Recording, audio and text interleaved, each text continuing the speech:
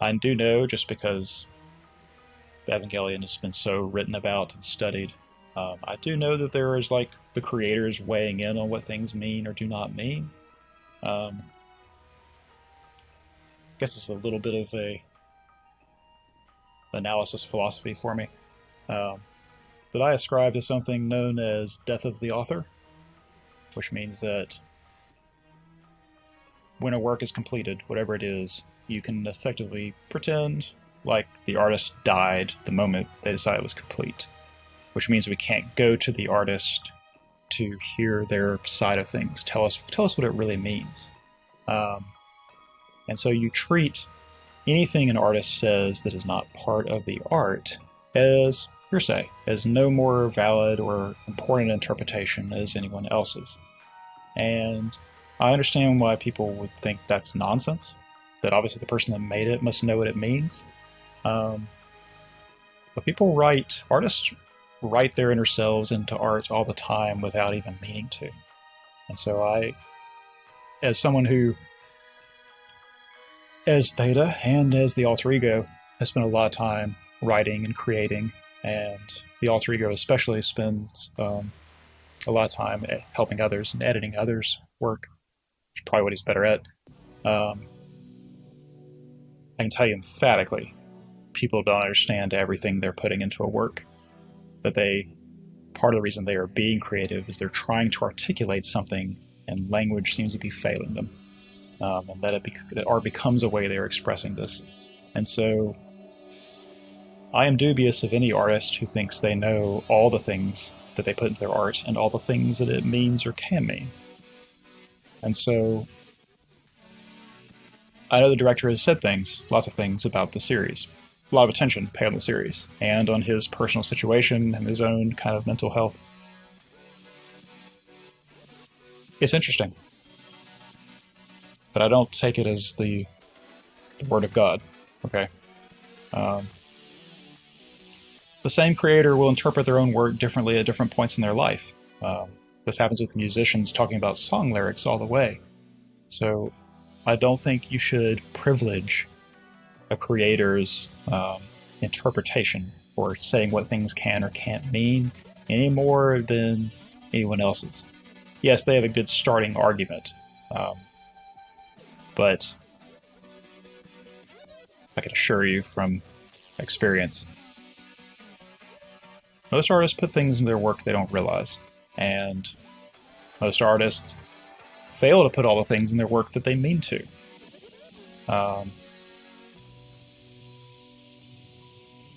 So, yeah, I know that's a contentious thing for some people.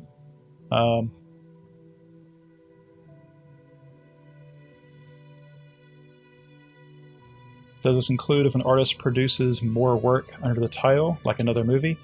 That's actually kind of a sticky subject. I mean, I feel like all works should be considered independent of themselves if they were meant to be read that way.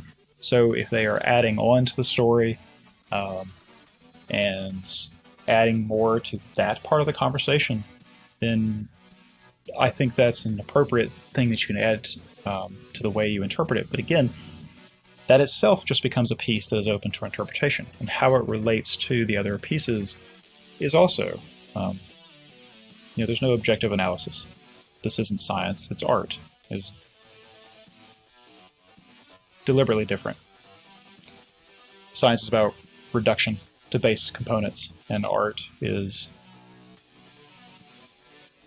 irreducible. They're fundamentally not opposed, but incompatible.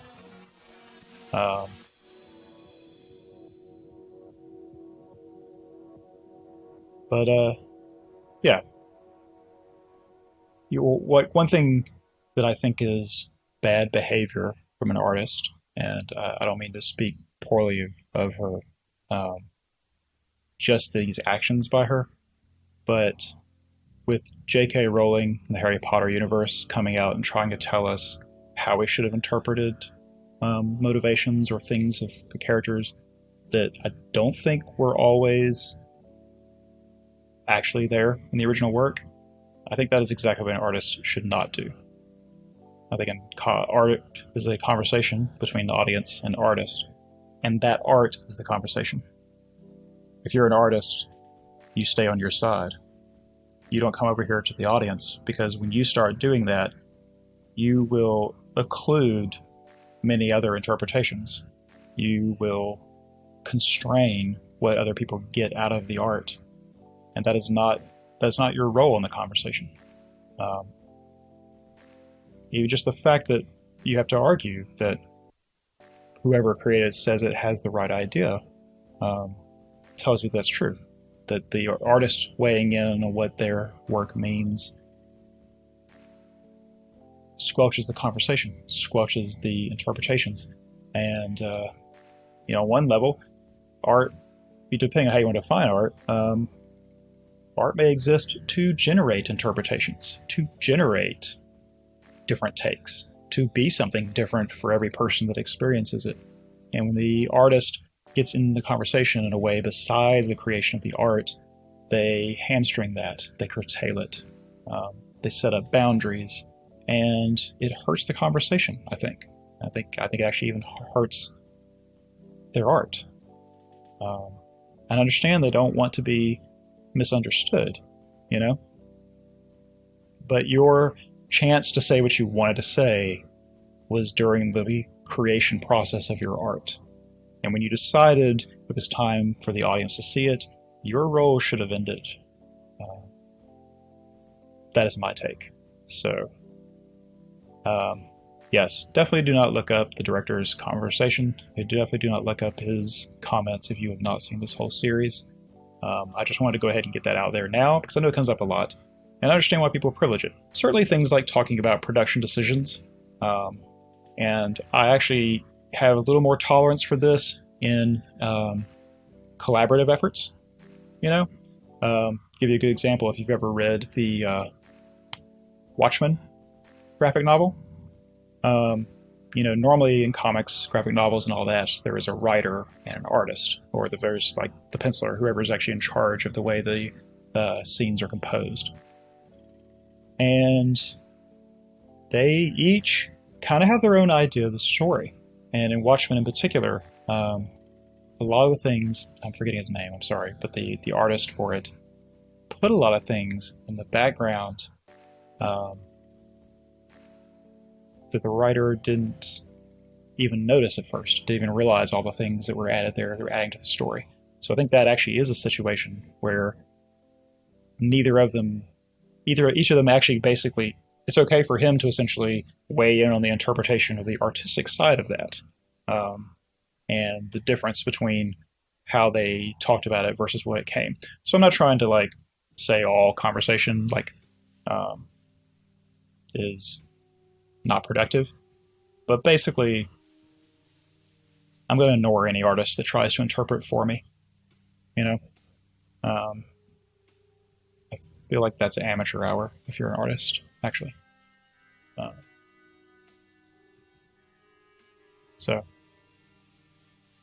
Anyway, that was episode 8. I've run way over, haven't I? Yes. I'm sorry. Anything I missed? I mean, I know I missed a ton, because this is not doing off the top of my head like this is it's not my strength. We'll get better, but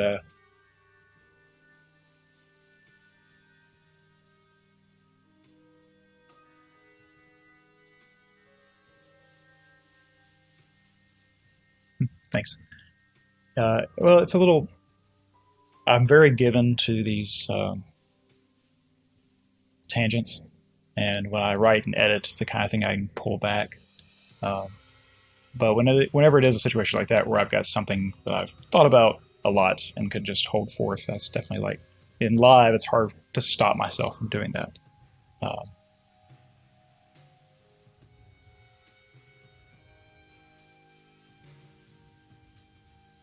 Yeah, it's true. I am judging the author. I do apologize that. But yes, I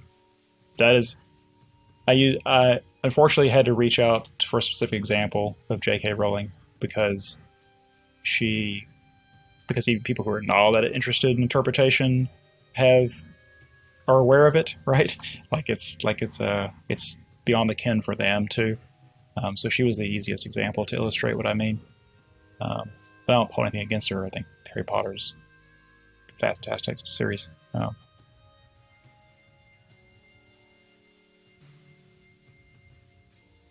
dun, dun.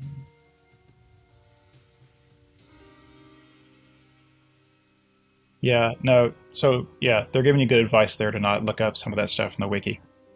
Tasty cookie, you're giving the advice. Yes, wikis for anything that's completed are a giant spoiler minefield because they can't be efficient in how they dole out information if they constantly segregate things out by when they come in the story. They lose their usefulness as a wiki, and so they have to mix everything together without oftentimes without being a warning. One of the good things I talked highly of TV tropes yesterday. I'm gonna do it again right now. One of the things they do really well is really curtail spoilers. They're really good about warning you if you're getting to spoilers, that they will point out that certain tropes cannot be discussed with specific examples without spoiling you. Death tropes, story ending tropes, things like that. So that's an example of a wiki that's actually relatively safe to deal with, but unfortunately, because it's concerned a lot with finding themes and talking about themes are great for predicting how a story goes. It's something I rant about all the time.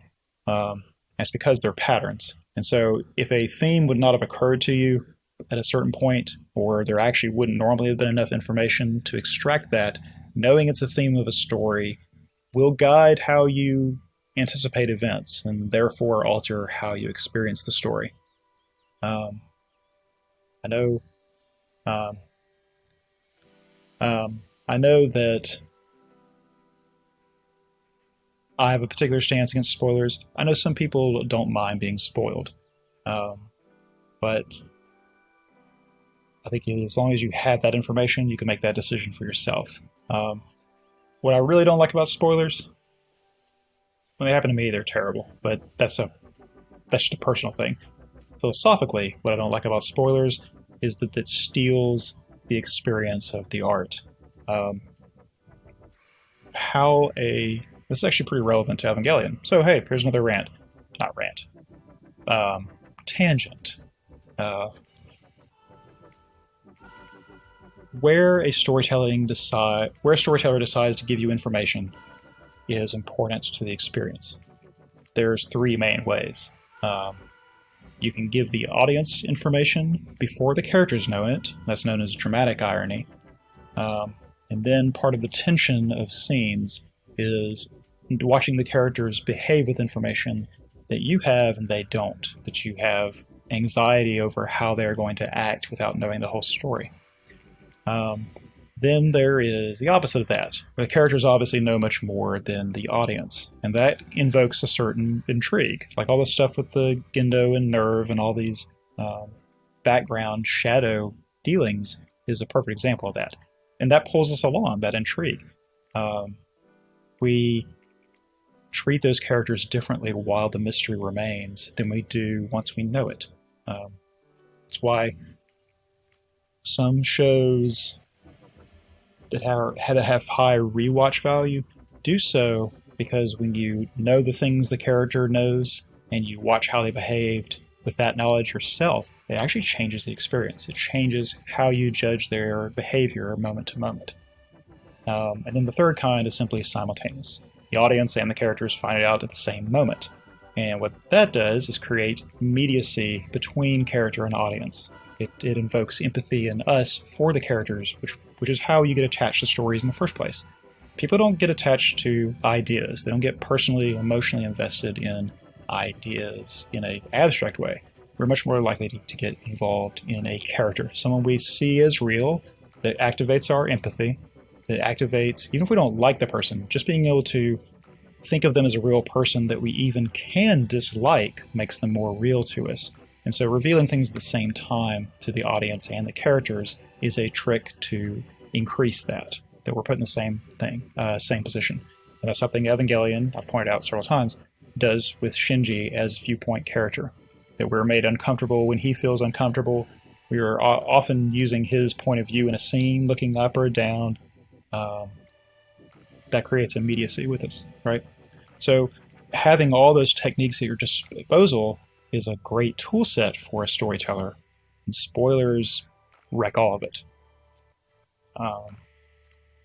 That's how I feel about spoilers. Some people don't care. Some people can't stand not knowing. The anxiety of watching characters behave interferes with their entertainment. It's a smaller minority of people, but they exist. And it's a different experience. But if that's the only way you're going to experience a story, then, call the ball. Yeah.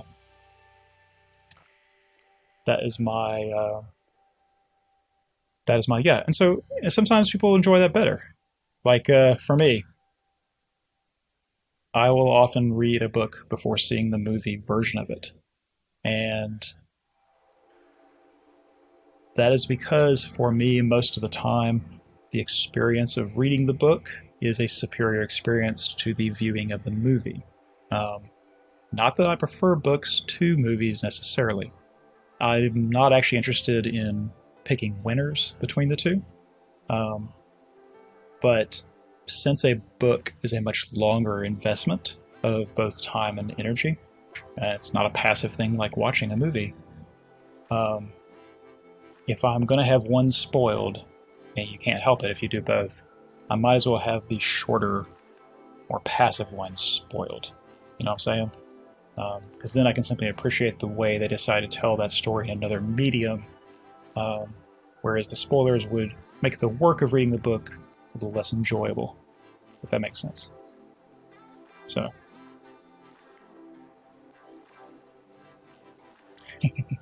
Stay for the literature lecture? Yeah, sorry. I mentioned before, and several times, that I have terrible insomnia.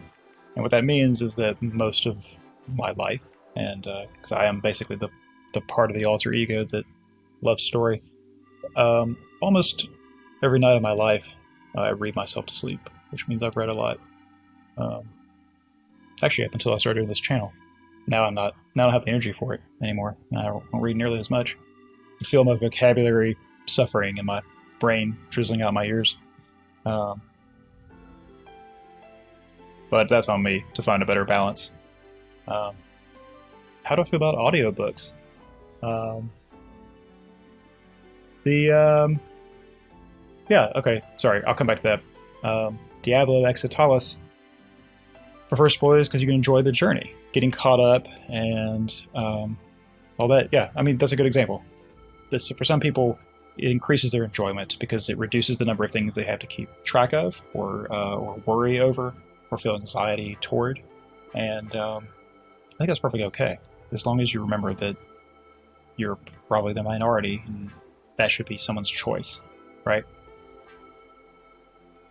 Yeah, and some shows are more susceptible to spoilers than others. Like a mystery show or a good tension show like Intrigue, like spy movies, for example, are a perfect example. I said for example twice in that sentence. I don't know how to use English, for example.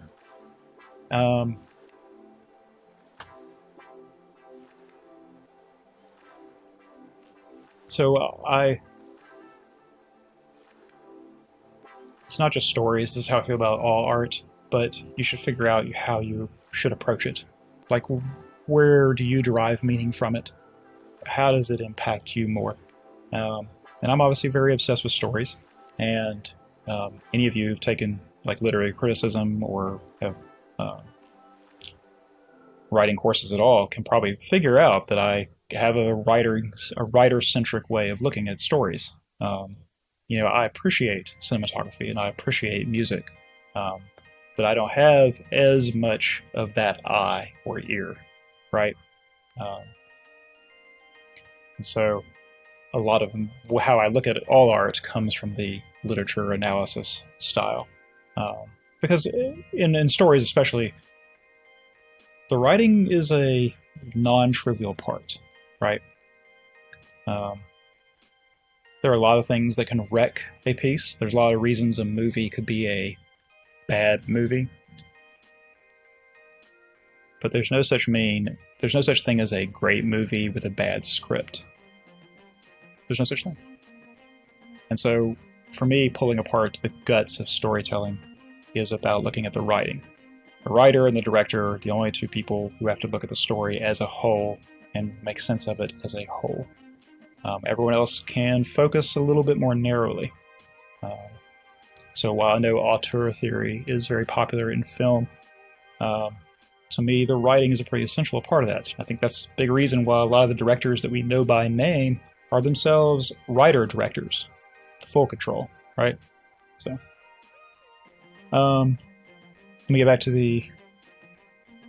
Oh yeah, so Promised Neverland, for example, mystery, intrigue series, really susceptible to spoilers. That's the kind of show that is easily derailed by spoilers. Evangelion, not as much, just because the character drama is such a big focus, but mystery is such a engine to drive you wanting to go forward, and it does such a good job of parceling it out, revealing one thing and covering up to more, that is why I wanted this to let you know what a spoiler-free environment I wanted to set out here. Anyway, sorry, get back to your question. Have I read the manga? No. I don't read manga. Nothing wrong with manga. I take that back. I have copies of Yotsuba To, because that just makes me smile. But I don't read manga because I have different tastes when it comes to writing. This is not me disparaging manga, okay? Please don't take that as interpretation. But I would prefer to watch these stories and watch the medium of animation. That's a lot of what I get out of this, even though it's not where my expertise is. So I would rather read things that almost get there, because a lot of manga is actually written with the hopes that it will be adapted. Comics, manga, graphic novels actually have a lot of overlap with film, with TV series. Manga is almost just a storyboard. You know, that's almost what it is by itself. And so that is why I kind of would prefer to just see the animated version, you know? Again, I'm not disparaging anyone's taste. Like, I get the tactile experience of it, the being able to linger over each image at your own rate. It's a non-linear way of experiencing a story compared to a movie or a TV series that runs exactly at 1 second per second, right? So it's a different experience. They're definitely not interchangeable. Different media exist because there's not a single medium that does everything the best. Yeah, so get back to the question. How do I feel about audiobooks? I suck at audiobooks. Okay. And maybe it's just because of how long I've read. I can't absorb it that way. I can listen to podcasts fine, but audiobooks, I think, since they come from books that were originally written to be read, it changes the way you structure sentences, changes the way you pace out a paragraph. There are little things that interfere with my ability to absorb it. I don't immerse into an audiobook the same way I do when I read it. And I also possibly wonder if that's just the fact that reading is an active thing, that you have to move your eyes and make sense of it, everything you read as you go, that I absorb that better. But I've tried, and I don't get the same thing out of it.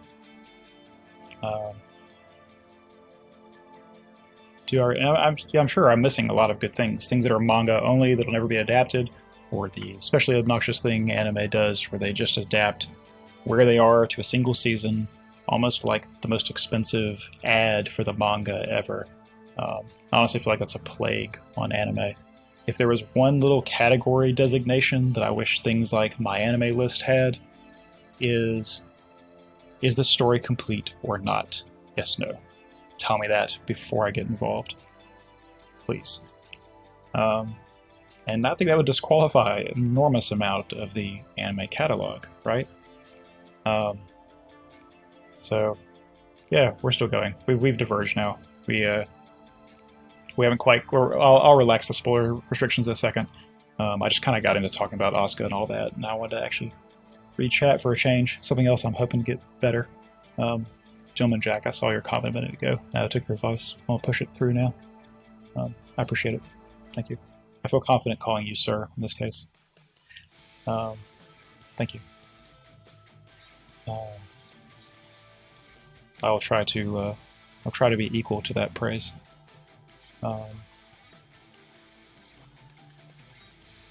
Yeah, so you're talking about some of the things that manga does better. I agree. Like, I think every medium has a strength, or again, they wouldn't exist.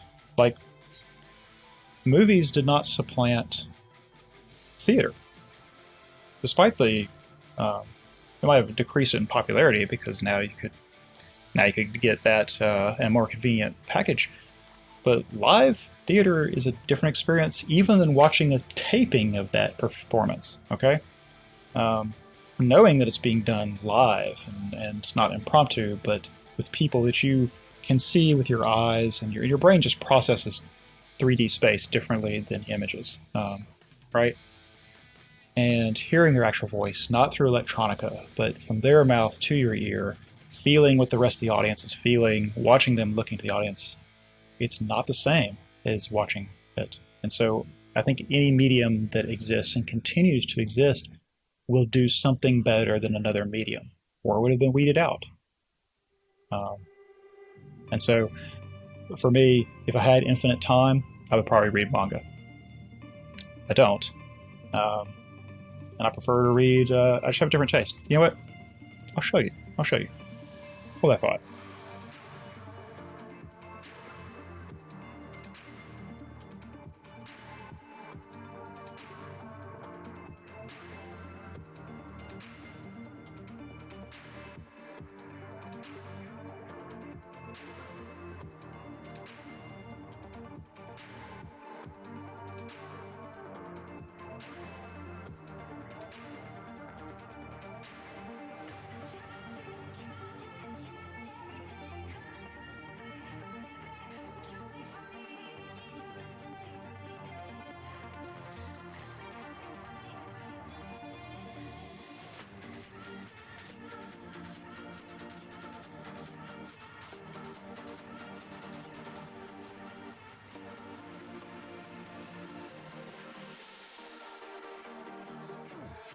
I know we've gotten into accidental impromptu question and answer mode here, but I'm almost never reading one book at a time, and so I'll just show you what I'm in the middle of.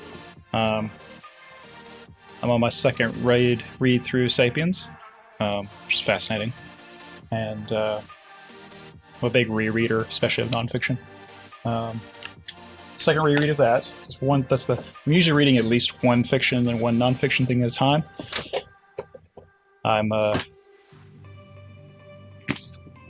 finally getting through the Diamond Age. Neil Stephenson has a really particular way of writing. You can see I've kind of well-worn this already, going back and forth over different passages. This is one of those things like it can't possibly exist in another medium, the way he writes, right? And I am about to start Steppenwolf by Hermann Hesse. I'm just getting into Hesse. I've got 3 of his things that I intend to read over the rest of this year. So that's what I'm reading at the moment, right? It's just a little bit different than manga. You know, there's it's a more exhausting experience, I guess is a better way to put it. That's kind of the way I like to let my mind unspool for that.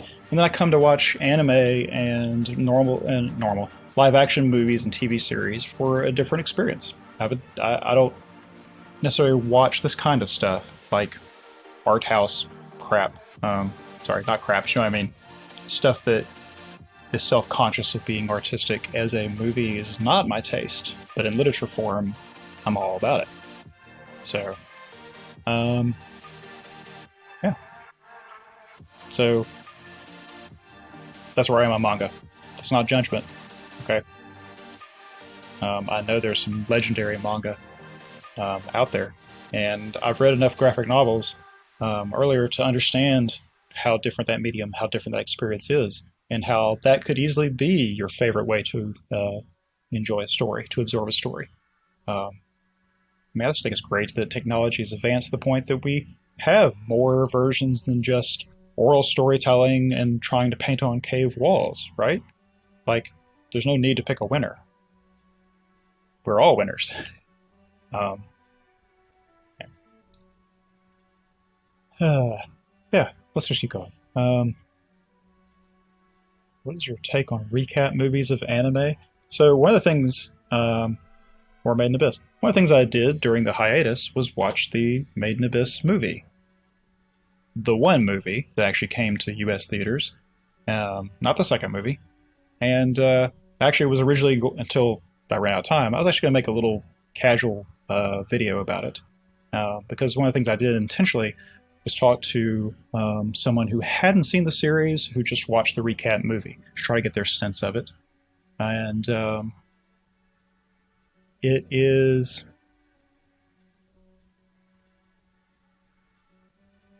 all the things that, and this is a girl whose opinion I really, really respect. What was taken out, she could tell, in the sense that, like, I didn't understand the point of this. Why spend that much time on this? And the answer always from the original was, well, we spent a lot more time with that. It made a lot more sense. I don't want to spoil the recap movie, so I don't want to talk about it. It does have a couple scenes at the beginning that are different, which is one of the things I wanted to talk about, letting people know that I was spoiling it. But it is mostly just what you see in episodes 1 through 8 cut into 2 hours and change. And so what happens is you end up getting the recap and enough to follow the story, but what has to be put aside there, if the series itself was told with good efficiency, is the things that are not plot essential.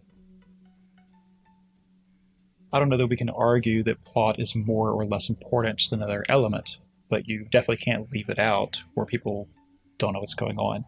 So things that are non-plot are what suffer when you make a recap or you condense something. And if a story's strength is plot, that loss is not that considerable. But if a story's strength is the character and the themes and even the tone, a lot more is lost, you know? So,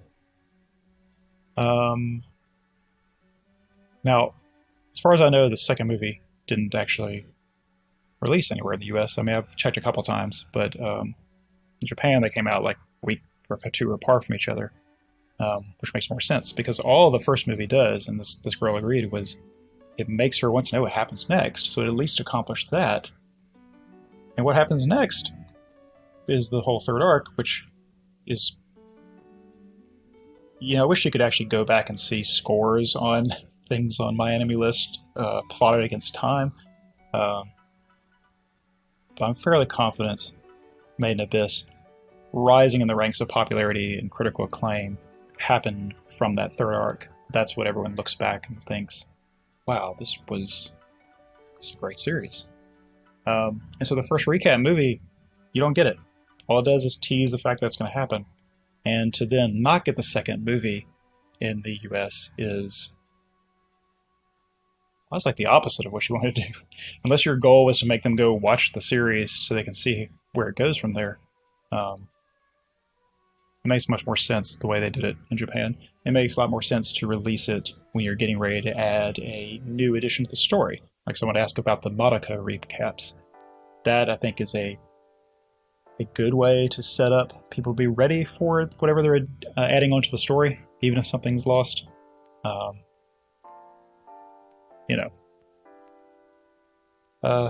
One day I'll hold forth at length about adaptations, but it's a long conversation, so we're already straying too far into it.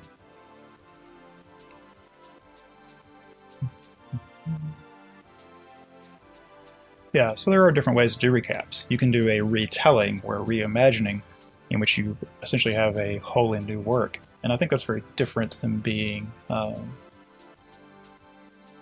like a recap episode in the middle of an anime series.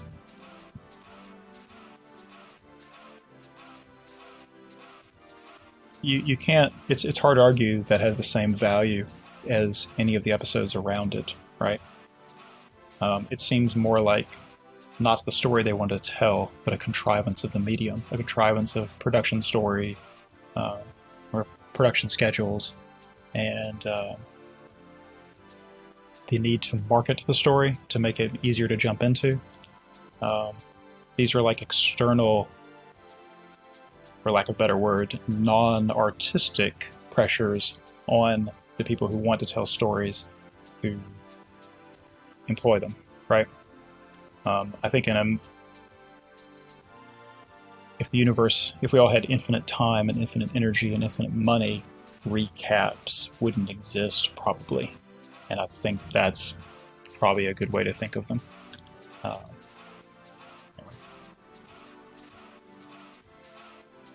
Rebellion analysis? One day I'll talk about Madoka. Not today.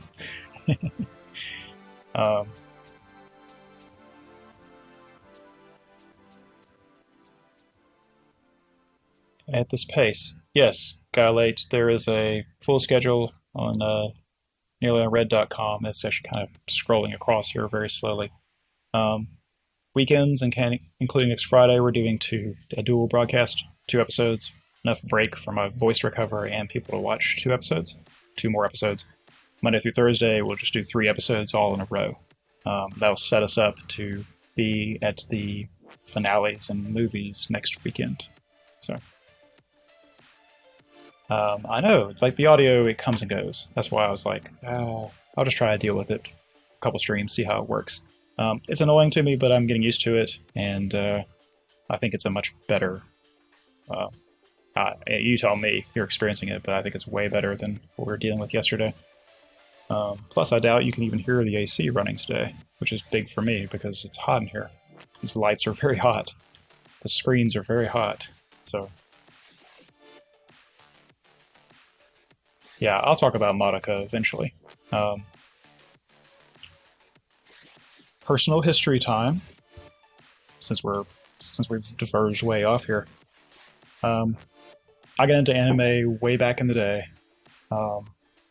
Thanks in part to Funimation, Toonami, and all that. That's how a lot of people in the US at least got introduced, which is why I can't hate dubs, because they got me into this. But at that time, young, anime wasn't very accessible. All right? You couldn't go down to Blockbuster, because you still did that, and pick up a full series to tear through. And so while I initially got into anime, because of being so inundated with Western storytelling, like I said, I read a lot, and anime and the different take on storytelling, story structure, and themes from the Eastern worldview, and particularly the Japanese approach to how to tell stories, was refreshing. It was like discovering a whole new medium in a sense. And I mean, that is literally what it is, but like discovering there was a room in your house you never knew was there, right? But I quickly exhausted all the anime it was easy to get my hands on. And it got kind of frustrating. This was before streaming was a thing. And so, I got out of it. I stopped watching it for years. And, I searched really hard to find everything to watch.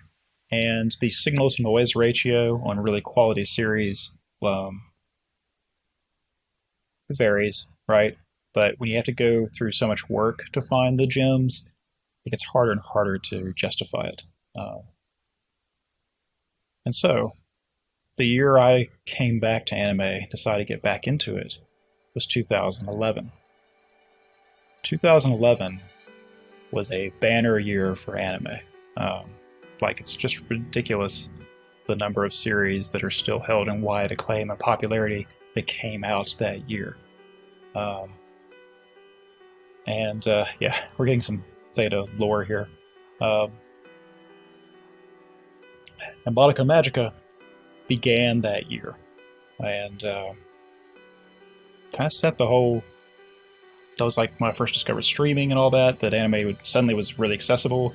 I think Hulu had it was for like the original run of all things, and 2011 was again. It was such a difference between what I've been dealing with all those years before, the accessibility, and what seemed like the signal-to-noise ratio had become really strong, because, again, 2011 had all these banner series in it, that I went way harder into it than I had before.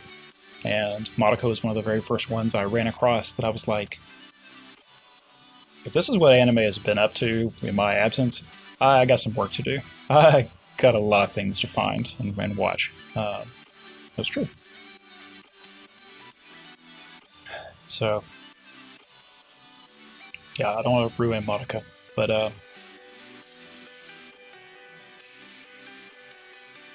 yeah, I think if you've watched my channel at all, you've seen my content here, you shouldn't have to wonder why that would intrigue me, why it would be something I want to talk about, right? And one day I will. One day I will. It'll be a minute, though. Some things I don't want to talk about until I am more confident in my ability to do them justice. I'm not confident in my ability to Evangelion justice, maybe ever, which is why it actually was a good choice for this. Because this is limited in scope, and I can't beat myself up too much about what I don't talk about. Especially rolling through it, trying to keep my experience similar to people going through it for the first time. I know I can't, but trying is. This is probably the only way we ever would have talked about Evangelion. Now I'm especially excited to get the clip fetching faster, so that we can do more this time. So, almost anything from Shaft. Yeah, for a while there, when I was getting back into anime, I basically would watch anything that Shaft or KyoAni or PA Works would put out, because if nothing else, they were going to be gorgeous. But yeah, Shaft went from kind of obscurity, known for being a little esoteric, but Bakemonogatari put them on the map in a hard way, and they followed up with Madoka 2 years later. Wow, right? And now then they added March Comes In Like a Lion later on. And man, if those three were your only catalog, Madoka, Monogatari, March Comes In With a Lion, like, you should be proud if that's your you hang your hat on that.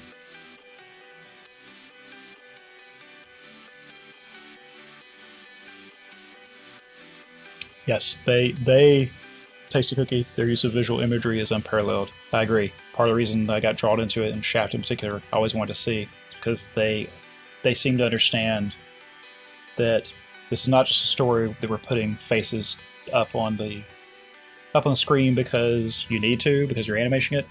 They're like, how can we tell the story with the medium of animation? How can we make the visuals do work? How can they help us shape the experience of the audience member? And it's one of the things I like about animation so much. I've talked about it other places, but everything on screen is intentional. Nothing was there to begin with. It started with a blank piece of paper or an empty screen, depending on what you were doing. And everything on screen was someone's decision. This is how the story should be told. This character should have blue eyes, because blue eyes are meaningful for some reason, not because the actor we cast has blue eyes.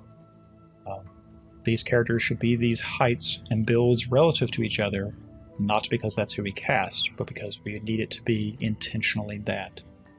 And so, pouring over every scene. Like I said, Evangelion alone, the stream could be nothing but me moving from screenshot to screenshot of scenes that are composed to maximize the meaning you can extract from the way they put it on the screen. And it's one of the reasons I love animation so much. It's why I am kind of gobsmacked that it has this reputation of being some kind of lesser art form. Actually, I think being so galled at that is probably why I decided to be anime almost only focus. Because it's not... yeah, we talked about Madoka briefly, just because someone asked me about it. I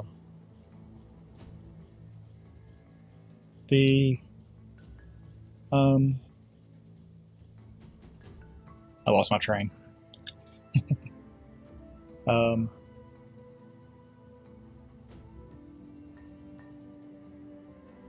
Yes, this is it. When you can control every single thing that's on the screen, if you've got the time for it and you care about it, it's like an artist painting a canvas. It also starts blank. I mean, there's a reason blank canvas is an idiom, right? As long as it's blank, its possibilities are infinite. And I think because you're not starting from anything, your own ability to unspool your imagination and how to tell the story is considerably infinite. And so we're getting a different tangent entirely, but I guess why I'm so bothered by the animation ghetto, this people thinking, I know I'm preaching to the choir here, right? But like, I'm not annoyed so much that people don't think that the anime or any kind of animation is just meant for kids, or that it has to be more simple in presentation, that it can't be as complex. But what bothers me about that so much is not me knowing it's not true. It's people not imagining how the stuff comes to be.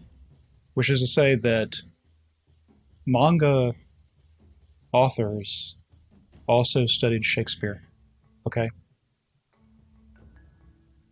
Manga artists, these animators, they also studied Michelangelo. They also studied the greats. They are fully fledged adults, just as complex as any artist working in a medium with more literary merit, whatever that means. To me, nothing. To academics, quite a bit. And so the notion that their stories and their visual symbolism wouldn't be infused with the same level of sophistication is absurd, right? You think artists and storytellers aspire to telling a lesser version of a story? Some more cut-rate version of it? On the contrary, they want to tell the best version of the story that they're a part of, whatever their part is, in the medium they've chosen to work. So I think when you disparage animation as a medium, you are also infantilizing all of the artists involved in its creation. You are presupposing that their thoughts are less complex than those working in other media. And that just doesn't pass the eyeball test, right? So yeah, I'm not big on comparative anything, as I'm sure you can tell. There's no need to choose winners, right? But for me personally, animation allows a level of storytelling, a level of deliberate storytelling that not much else can equal.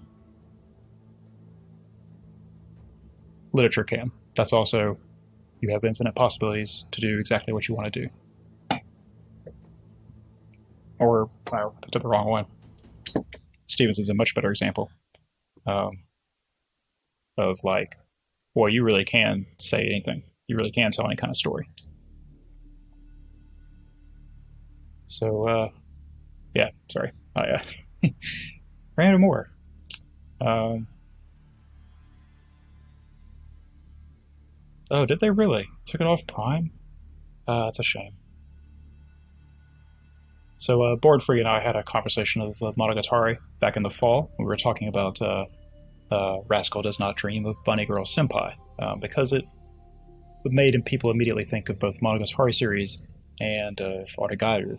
And a lot of it had to do with how much of it is composed of two people having a conversation and all the verbal fencing, and it was a very obvious parallel. We talked about Monogatari. I try to warn him that even though Crunchyroll has almost all of the Monogatari series, for reasons that elude me, for Bakemonogatari, where you start, they A, don't have the Blu-ray HD version, and B, only have the first 12 episodes. I realize that's how it was broadcast originally, but there's definitely 15 episodes in that first series. And so, luckily, Amazon Prime Video had it. They didn't have anything else, but they at least had Bakemonogatari in full. And anyway, he's letting me know it's not there anymore. So now I don't know where to send people trying to get started in that ride. So...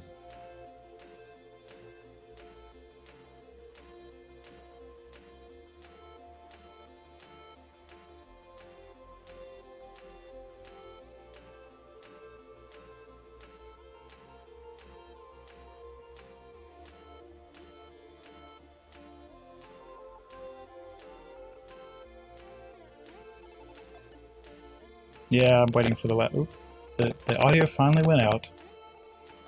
Hang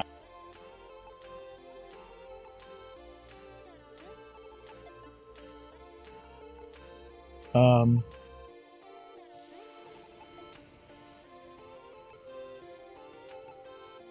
Yeah, so before we move on to that, what I ran about a second ago, Captain Blands? I don't know if that's an I or an A. There might be a case to be made that anime is a newer medium, whereas movies and photos have had a century, all the other forms much longer. Spot on. People don't realize this necessarily unless they've studied it. But you know what film criticism was for the first two decades? Like the first 20 or so years of film critics writing weren't talking about what's going on in the film or the critical merit. There's a little bit of that. They were just trying to argue that people take movies seriously as art. Like, can you imagine your life's work trying to convince people of something that now we kind of take for granted? That movies actually have so much attention as this artistic entertainment fusion. And so, there is no 2 decades of people in...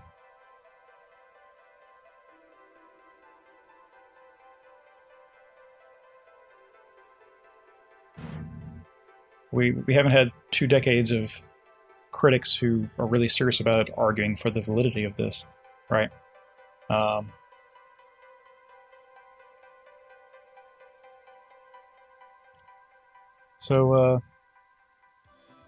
like maybe it'll be faster. Luckily, the internet makes these things more accessible, and I think that's why I'm totally fine with dubs being a thing, like we talked about earlier.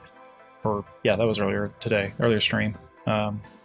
Because it raises the visibility. More people come into it, and that increases the chance that it'll be taken seriously.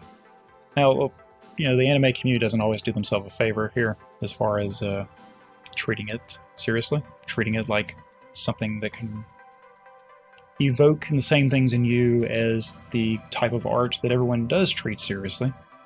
But a lot of people do, It's unfortunate that a lot of the good work on that front was just done in blogs, and that's fallen out of fashion as a critical medium. But yeah, you still have to convince people. Part of the reason I got this idea for this channel is actually opposite than what I've done, but it was because I was kind of the anime evangelist in my circle of people. And I've inflicted that on a couple of people, but part of the reason those friends or coworkers were able to get into it at all was because I could curate for them. Like, go check out this and this, not necessarily this or that. Tell me some more about your taste. Have you seen anything? Yes?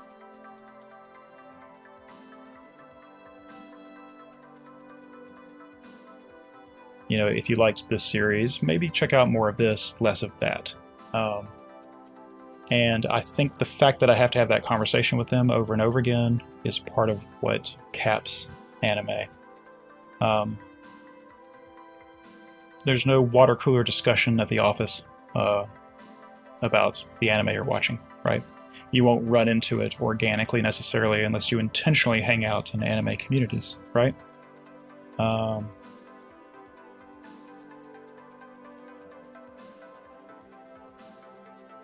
Which means that if someone goes looking for it, you don't know what they're going to find. They don't know how to seek out a work in particular, right? Like, I didn't watch Breaking Bad, for example, just use an example, when it was on the air. But I didn't have to wonder if it might be worth checking out, right? I osmosed that from just watching award shows and hearing people talk about it, and people whose opinions I respect who are into this more. It came up in casual, everyday conversation. It was curated for me passively. That doesn't happen for anime, at least not not here, probably not in a lot of the West, unless you run in very specific circles. Which means when you go to look for it, you don't know what you're going to find if you don't know how to find what you're looking for. And I think there's a ceiling on how widely it can be adopted.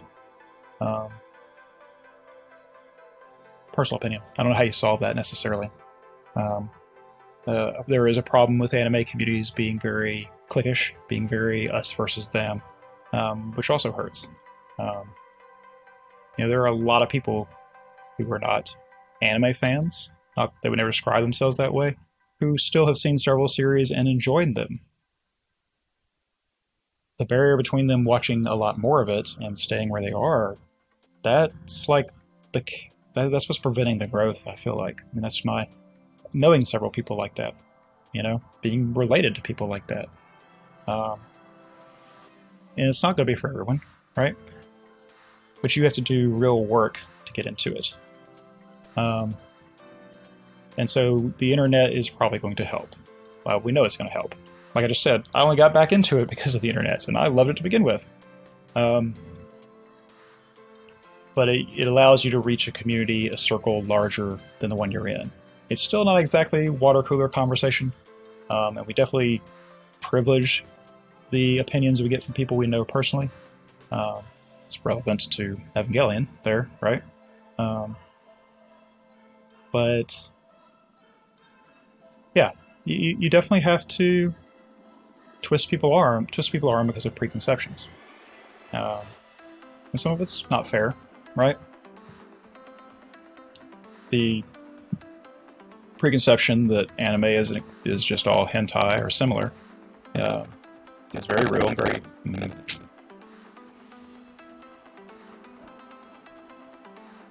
that's a very real...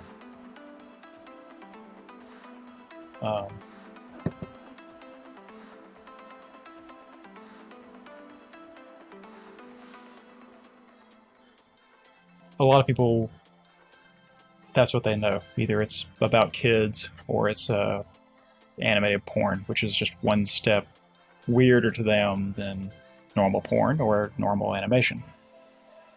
But it's totally unfair. I mean, the number of movies put out in a year in wide release versus the number of porn movies is a tremendously lopsided ratio. Way more porn, way more.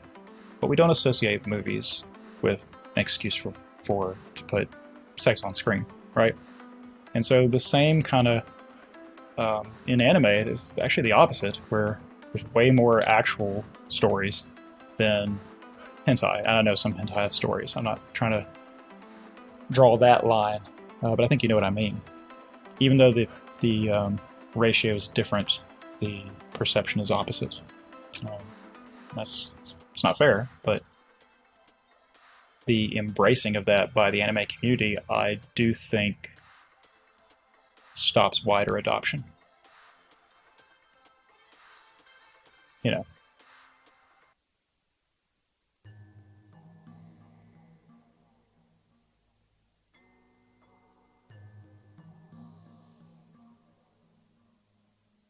When they were first invented, so, wow.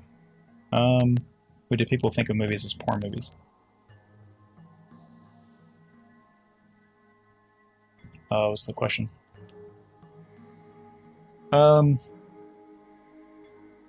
Certainly there are elements that treat art in general and any new art medium as a source of debauchery. But no, I say I don't mean paint with a broad brush. Yes, I know some hentai actually have interesting stories. It's just that normally the target audience is there for the hentai part, right? So certain effort beyond that point is money that you could have just kept. Film has an interesting thing, at least in the U.S., and because of Hollywood and their dominance, the history in the U.S. is pretty important to how the history of movies worldwide.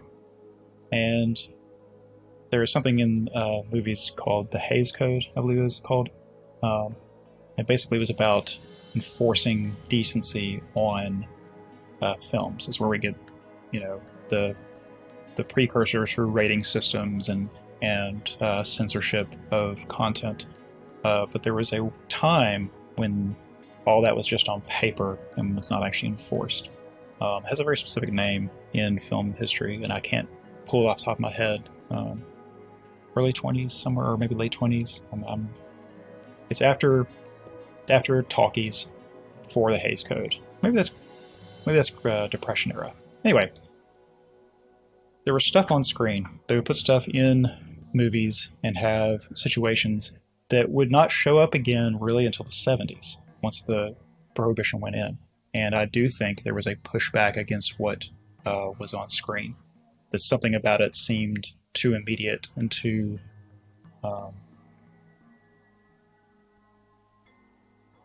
personal, too much of an invasion, too voyeuristic. It's an odd bit of history that little period of time when there were very little restrictions featured a lot of stories with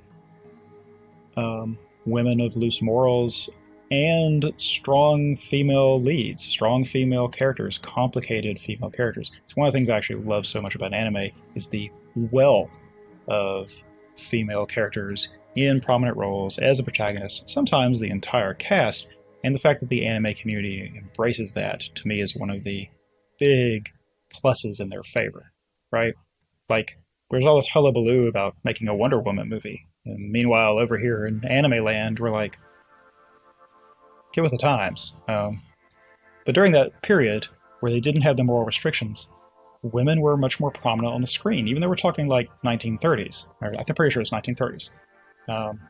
Women haven't been voting that long at that point in the U.S. But as soon as those restrictions go in, that disappears. And it's a really interesting thing to study, to see that people were starting to use the storytelling medium, that new medium, to tell those kind of stories, and there was enough pushback, or enough the right people with power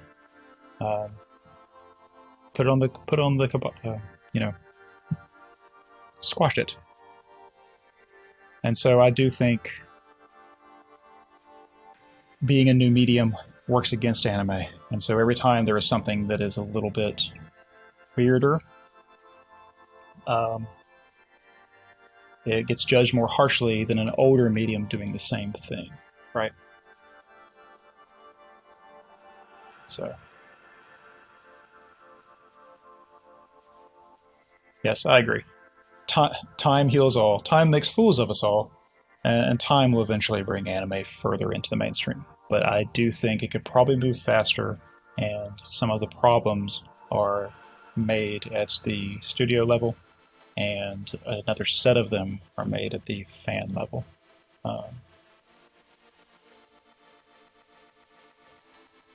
Yes, no, Jim and Jake, I agree. I don't care one way about the gender, but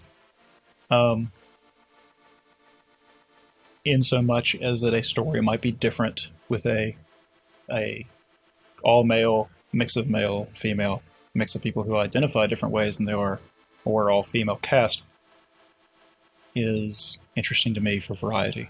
And you can get complexity of interaction that you would be lacking if you denied yourself that for not for artistic storytelling reasons, certainly.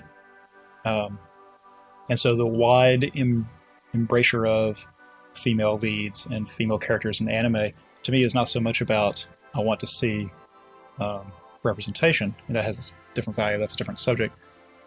It means that once it's normalized, we have a much wider array of stories available to us. Right? So that's the part about it that I like that anime does that. I mean, I wouldn't say this like anime is blameless in their perfect positive representation of women all the time. Okay, right? But that's normalized. We see an anime where the entire cast is female, or the most self-deterministic characters are female, and it's just not news, right? And that just increases the number and complexity of stories that will be greenlit that we will get to experience. Okay, yes, I'm sorry, we are spoiler-free still. I have not relaxed it because we got way off, and my voice is quickly running out. But hey, let us, I know we've kind of gone all over, and I haven't been very strict about it. So, before we leave that, before we cut this unexpected Q&A, so what happens when I'm tired? I get punchy and ranty. And does anyone have a follow-up question to any of those little subjects real quick? Because it is interesting stuff. I wouldn't be able to just ramble about it if I didn't find it interesting.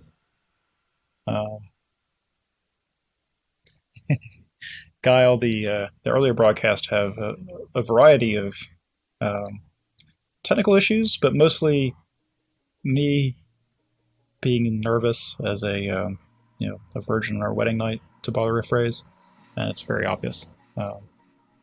This is my second day streaming ever, and I'm still making a lot of mistakes, and I'm not quite handling my mission control here very well all the time. But we had some interesting discussion, and I like keeping the chat on the screen because so many people have such great questions, things that wouldn't even occur to me. I'm all about this. Anyway, but I could do it forever, and that's not good for everyone's. Not good for my health, certainly. Let's see.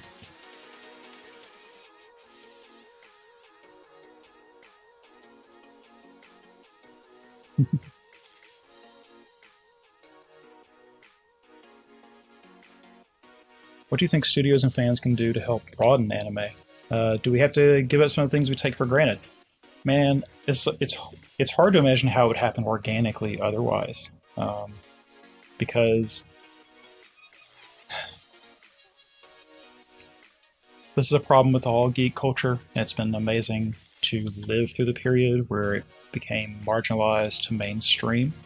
But as that happens, people who once suffered under that stigma are resistant to letting other people's in who are not going to suffer in the same way, right?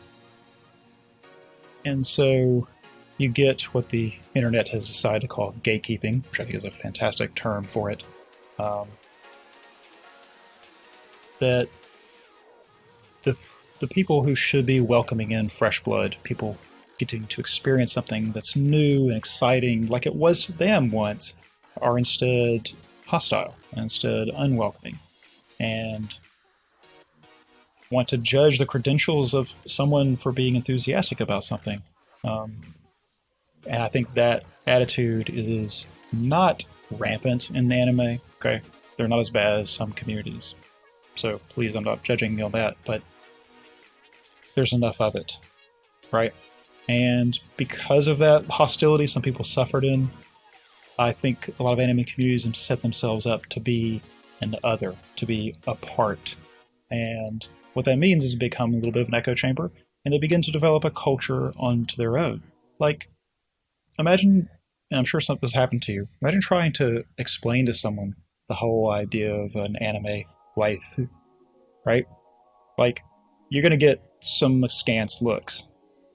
That's so normalized inside the community. But if that's like your first experience sticking your toe in the water, you should probably take your toe right back out, right? And so I think cordoning themselves off as they have has harmed the ceiling of anime. Movies had the advantage of coming out before television, and for a while there, in America at least, and in some other places, but especially in America, everyone went to the movies every week. Every week you went and just saw what was on, and it was a totally different set of movies and the idea of a movie than we have now. But it was an everyman experience, and so that barrier was down. There was no saying, this is our subculture and this is our rules.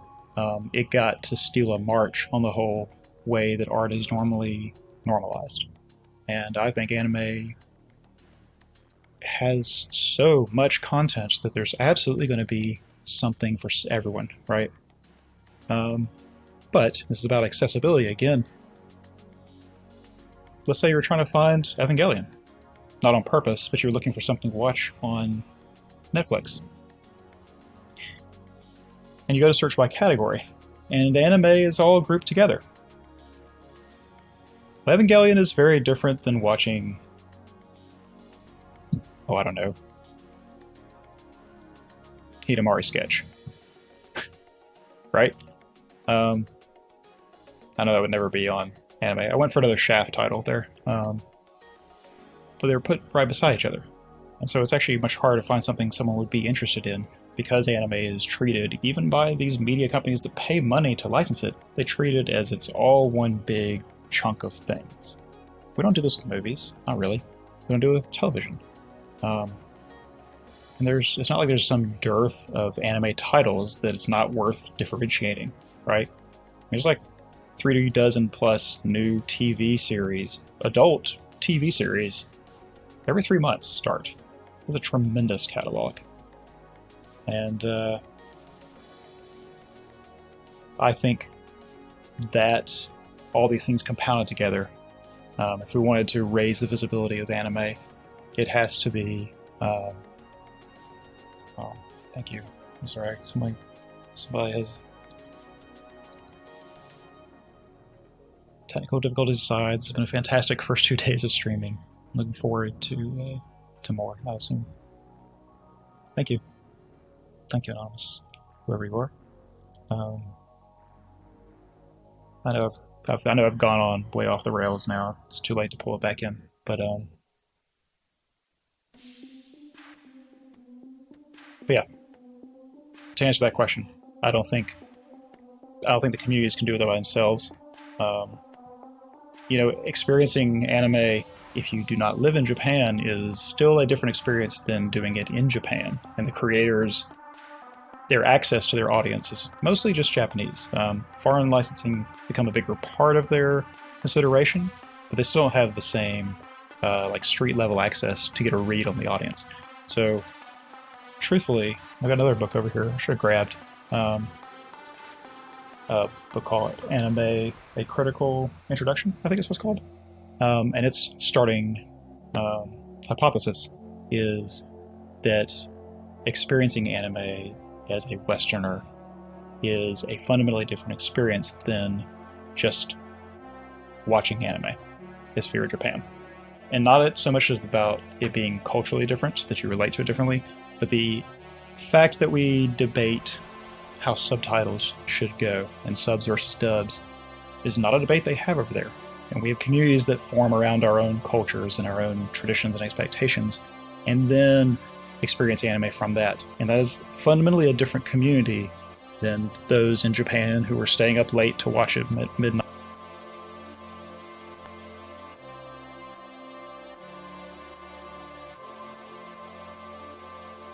That are staying up late to watch them at otaku o'clock, whenever TV anime comes on super early in the morning in Japan. Not the very convenient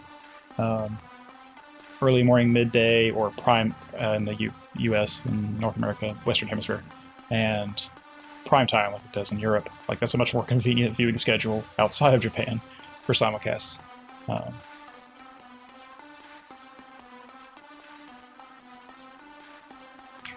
Yeah, growing up with anime is different. The weirdness sensor doesn't activate. You become a nerd to it. One thing I do think is helping anime is Pixar and Disney also, but mostly Pixar. I know they're the same thing now.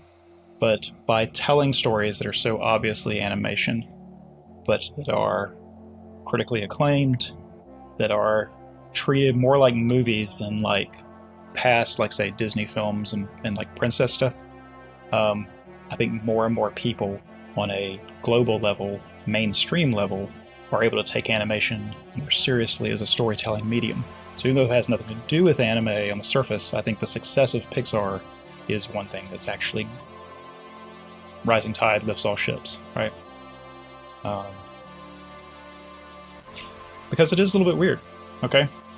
If you have no experience with the medium, it can be very disorienting. I mean, anime struts the fact that it is a intentional medium, that you can do things in animation that you would never get a budget approved for live action. You can tell this kind of stories in this scope that you couldn't tell otherwise. This was actually how I used to originally argue for people about the value of anime, is that here's stories you could never see otherwise, right?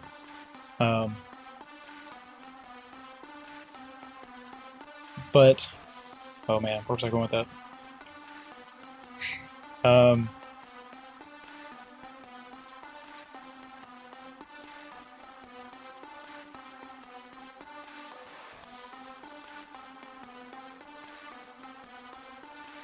Here we go. I had the thought that I was building to and lost the destination. Like a train that's decoupled from its engine and doesn't realize it because it's going on under its own inertia for a minute.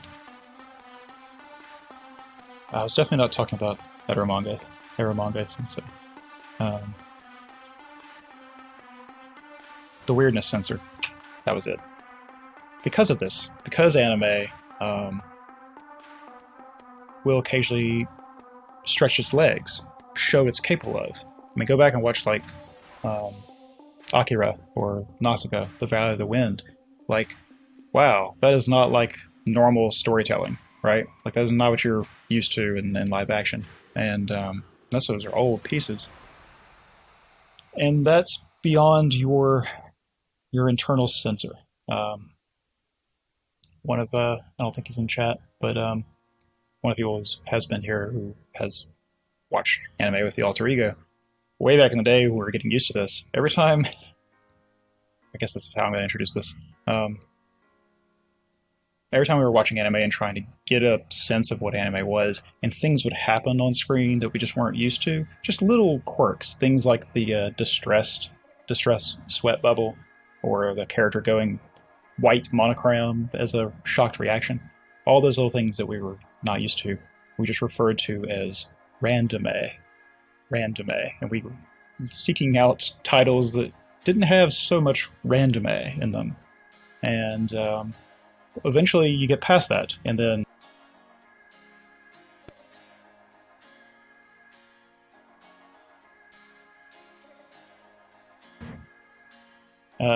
each news story is a much smaller step to get into. You know, I was singing Marika's praises earlier, and Monogatari series as well. And as highly as I think of those series, if you are new to anime, I would not have you start there, right? No way. Because there's a good chance you are going to the impression you get of the whole will not be accurate. And it might be a step too far for your first thing. It's much easier to get into. There's other series that are easier to get into, I think. I don't think you even should start people with series. I think a movie is a much more logical suggestion, and there's a lot of good selections. See, it's a very common thing for anime communities to recommend something like Full Metal Alchemist Brotherhood as a place to start. This is actually coming from the opinion of someone who's already an anime fan. If you're unsure how you feel about a medium, and someone says, here, watch this, it's 32 hours, well, that's a tremendous barrier. That's a tremendous, I'm good, you know? I think something like that, there's a lot of recommendations that only make sense if you're coming from the perspective of someone who already is used to anime and knows what to expect and has accepted its conventions. If you are not that person, then you're not ready to accept that. And it's hard to go back to remembering what you were like before all this stuff was just normal, right? So I think that's another thing that actually puts a cap on expansion, or slows it at least. It's difficult to find good entry points, and even the community, I don't think, is doing a great job of recommending. Someone a second ago said Your Name is a good example. That is a good example. It's easily accessible. It's highly acclaimed.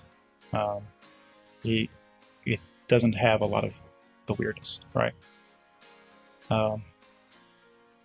Makoto Shinkai stuff in general is actually that way.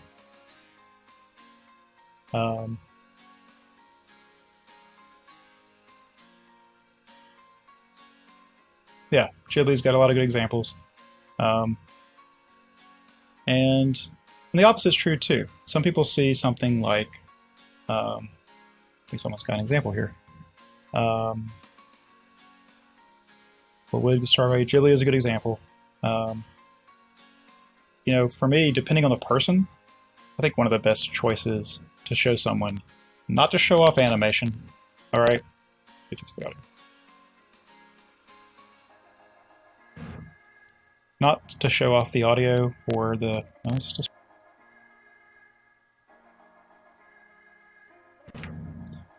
Not to show off the audio...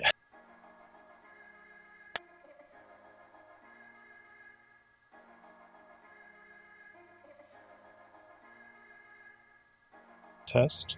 Okay. I would not try to sell someone on the animation or the beauty or the cinematic majesty of this show, of movie, necessarily. But depending on the person, I think Perfect Blue is a great choice. And you really got to pick your audience correctly, but it clearly establishes that anime is not a kid's genre, if that's the thing you're trying to get past. That's a tight, pretty well-told story, despite it being kind of dated. Even for its time, it was kind of dated character things. But you'd be hard pressed to come away from that and still think of anime as a not a complex and kids genre. Yeah, not Grand Blue. Its strengths lie elsewhere. Similar, not to like scar people too, but Grave of the Fireflies is another example. You can't walk away from that and just think of anime as some kind of kids medium, right? So yeah, we're giving good examples. Yeah, well, so you're right. Perfect Blue, you gotta choose your audience who you recommend that to. But as far as something that is like, will shatter a lot of presuppositions about what anime is, especially because that's one that has nudity, that one has some sexuality to it, but it's done in such a way that's obviously, I don't want to spoil, but it's like, it is not fan service, okay? And yeah.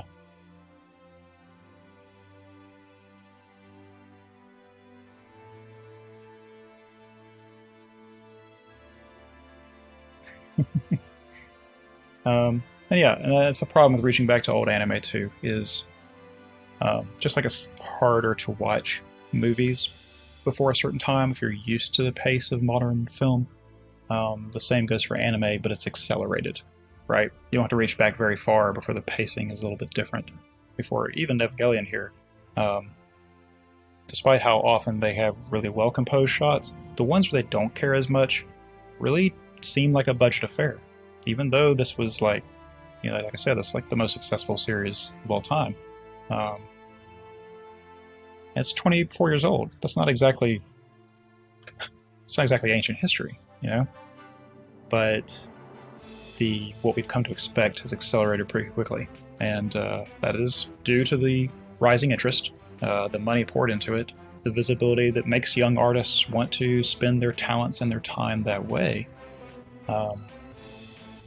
But the effect of that also is that it gets harder and harder for us to go back to older stuff. Um, we get used to.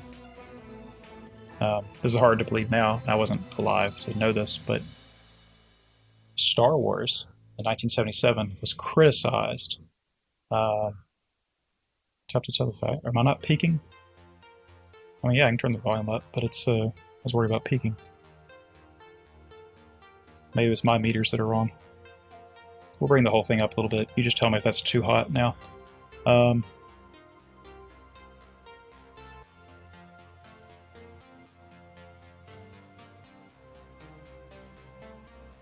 Anyway, that's accelerating, and the hopes is that the same thing will happen for anime as happened for film, where a lot of the things that happened in the 70s in filmmaking, which is half a century after movies became mainstream, further revolutionized and changed things, and now we have so many a new way of making the works that we've all benefited from. So, but yeah. Like I said, I wasn't alive at the time, but Star Wars 1977 was criticized for how fast it was, how quickly paced it cut through scenes, and how much it seemed to just stampede through it. You watch Star Wars now, and it actually seems lethargic by what we expect now. And so that's just going to happen. I don't think it's always acceleration necessarily, but we have gotten used at this point in time to a certain cadence of storytelling that will date certain stories. Good example of this, to me, is Monster, the anime Monster, which is a very complex, very spiraling journey about a lot of things. But its pace does not match modern storytelling at all, and it's not even that old of a piece, you know? You're too hot, but it's not the volume.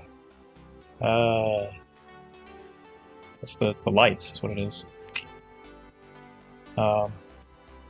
Dave, sorry, I missed a.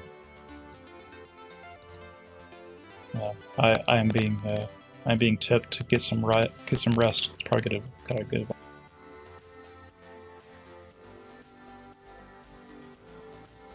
So. Thank you. I know we've gone way over, so still scratchy. So in just a minute here, let's have the total spoilers. Say anything you want about Evangelion, okay? I know I'll let everyone who wants to leave now go ahead.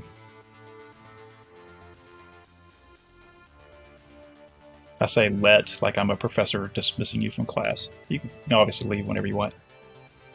But be warned, in a moment here, we'll be talking about all of Evangelion. So if you buy into my philosophy about spoilers from earlier this conversation, good time to dip out. I can't do it too long. I got work to do. I got to fix all this stuff for tomorrow, for one thing. And you can tell the voice is getting. I am not getting lower because of volume. I think I am actually just getting weaker as we go along. Yes, thanks for the permission. Thank you. Have a good night. Thanks, guys. Gosh, I don't know how. I know I keep saying it. I can't express how much I'm enjoying all this chat. This is. I spend so much time trying to get this out of YouTube comments, and you just can't. Man. All right. Good night, everybody. Oh, sorry. I'm really going to get used to that. It's perfectly positioned to... I can't see it. It's the same color as the stuff under it. And I keep hitting it. Normally when we do the... no, I'm sorry. You're right. I should quit. I appreciate it. I'm not meaning to... that's why I'm moving on to this part. So I am taking your advice on that part. So normally... Thank you. I know I've got some professor-like tendencies. It's a different conversation. Normally, I'm not used to the mic being in the way because right here is a ceiling mount. This is where the mic usually lives when I'm doing the stuff for the NearlyOnRed YouTube channel. it is like half an inch out of frame of where the camera normally lives, but that is not close enough for this because I can't go back and take the noise floor out, which means it's got to be closer. And so it's peeking into the shots, and I kind of hate that, but I'm not used to avoiding it yet. So, yeah, I'm sorry, we ran way over. I apologize to people who really wanted the spoiler discussion. We're going to be doing them after all of them, knock on wood, and which means tomorrow will be much earlier. Tomorrow, we do 3 episodes in a row, and then we'll have the discussion after that. And those streams start an hour later than the first stream has started on these 2 days. That was so I could get more in and not go quite so late, especially for all my European friends. I know it's quite late there now. But hey, you guys probably are the reason we went in this slot. You definitely kind of won the vote, and so I hope we've accommodated you well enough. I expect there to be some drop-off going into the week tomorrow, too. So weekend's a little better time to launch, better time to have the multiple days. But tomorrow we start, 10 a.m. to 1 p.m. in North America, or the U.S. continental, those 4 time zones. That's the middle of the working day. It's the middle of Monday for a lot of people. So I know I expect we'll have some drop-off tomorrow. But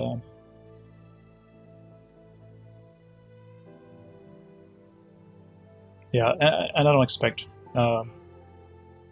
yeah, I know. A lot of people don't let Twitch. It's actually kind of funny.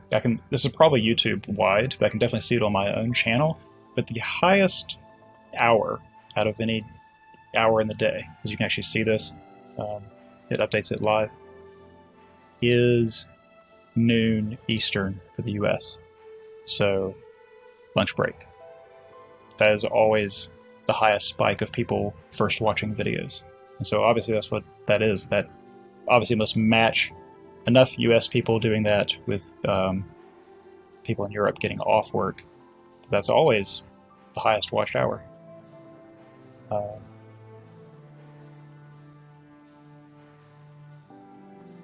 Yeah. So anyway, no, you're right. Balbazak. Balbazak?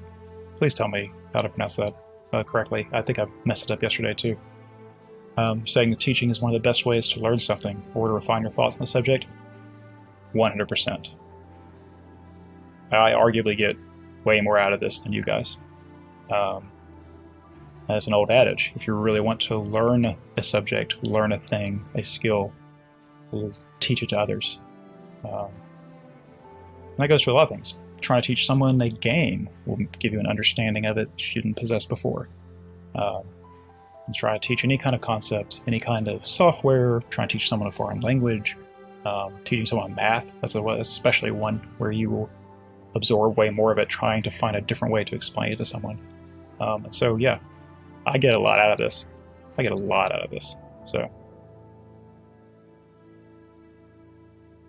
all right, I'm going to switch the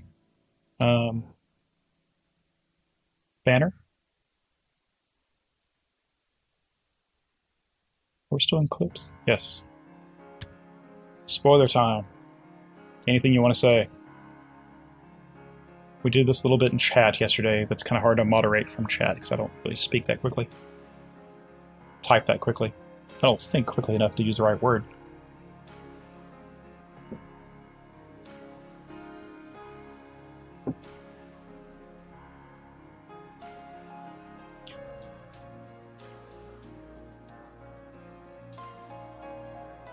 Alright, 360 no scope. Now we can spoil. To the topic of thematic pattern spoiling, my experience of Evangelion was definitely strongly influenced by the heavy analysis of Darian Franks we did before.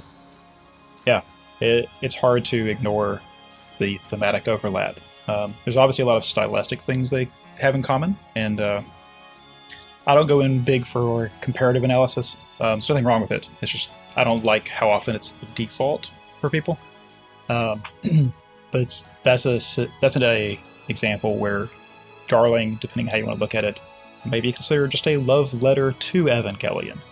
That it wanted to take all the things Evangelion was doing and trying to do, and do them a little bit differently, take a different, it ends in a a much more hopeful way, right? But I think a lot of the things it shares in similarity, such as instrumentality, essentially, um, not only, but that especially is very obvious.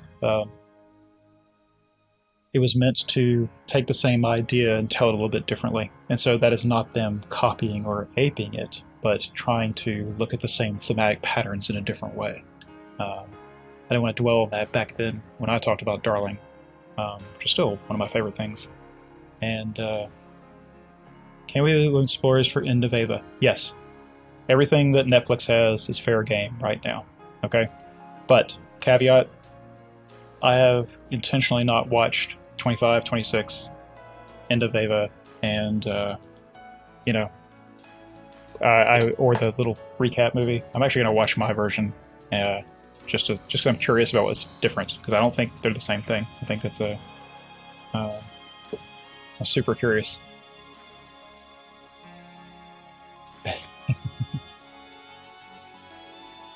Ooh, that's a good question. Can you ask me about anime viewing history? Yes, you can. Though let's not divert too much off of Evangelion, since I keep not having this conversation. Shinji and Asuka versus Misato Kaiji. Ooh. Man, I'm not equipped to answer that yet. That's a great question. Because I've tried to pace getting back into Evangelion. I read a bunch of stuff to refamiliarize myself, but as far as actually watching, I've only been doing it each day up to these. And so there's lots of little details that I'm forgetting. Oh. Quilton, thank you very much. I guess you're saying that because you're bowing out, and so I hope you're still in the chat to hear me say thank you. Thank you. I'm glad you're enjoying the streams. I'm enjoying them. You have to tell me if they stop being enjoyable. I'm enjoying them. Let's see. But Ghost Tav, just Ghost Tav. I hear what that said. Shinji, Asuka, Misato, Kaiji.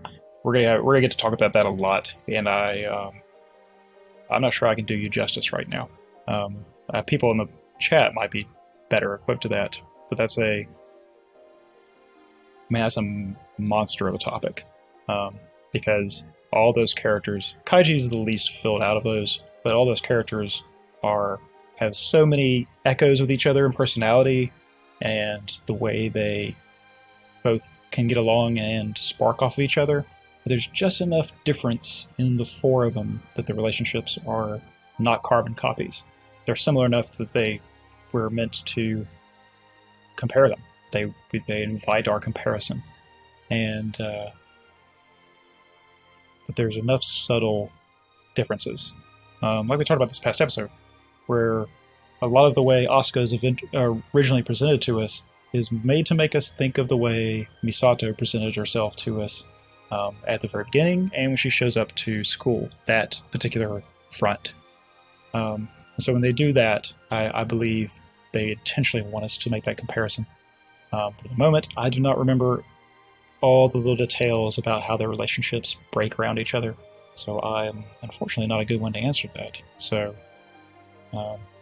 maybe someone else will have a better answer for you now that will jog my memory.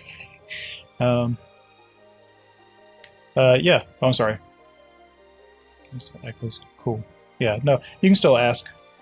Balbazak.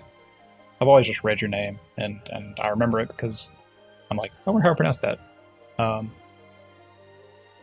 you can ask. I can at least give you like short answers on that. I'll try to get down. I have not looked ahead of this coming season. I really haven't. Once I was not going to do the podcast with my with the Alter Ego's real life friend, I stopped watching everything from this past season to get ready for this. So I'm not caught up on anything at the moment, and so I haven't even bothered to look ahead yet. I think this episode of the first drastically different rendition of Fly Me to the Moon. Yeah, it ends with and the I might be able to fetch it. Hold on. I'm not sure I recorded it all. Hold on.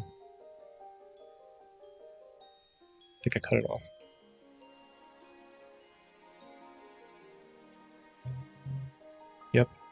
Didn't record it. Oh well. Yeah, it's like a red moon, and all that, and I can't remember where it was. In the original, there's more than one rendition of Fly Me to the Moon at the end, and I can't remember where they break. I can't remember where they change. Got it right. Okay, good. Oh, you are still here, Quilton. Good. Bark away. I realize I can tell just by the stats, and afterwards that more people are just watching than talking. That's fine. I am a pathological lurker. Ironic for someone who actually puts his face forward voice out here, but I'm doing that on my terms. Most communities, I'm a drive-by. I would rather listen than talk. I would rather observe than participate. So to all my lurkers out there, we are the same. We are of a kind. Doesn't come off that way when I'm being Theta. But that's kind of the alter ego for sure. But even me, that's my default. How do you reconcile shows that end with the vast majority of the cast humanity dead at the end, and how it ruins what they've been thematically building up to the whole time? I think that depends a lot on what the deaths do thematically. I don't know if I can give a pat answer for that. Significantly ruin my enjoyment of Ava. Makes it feel pointless thematically.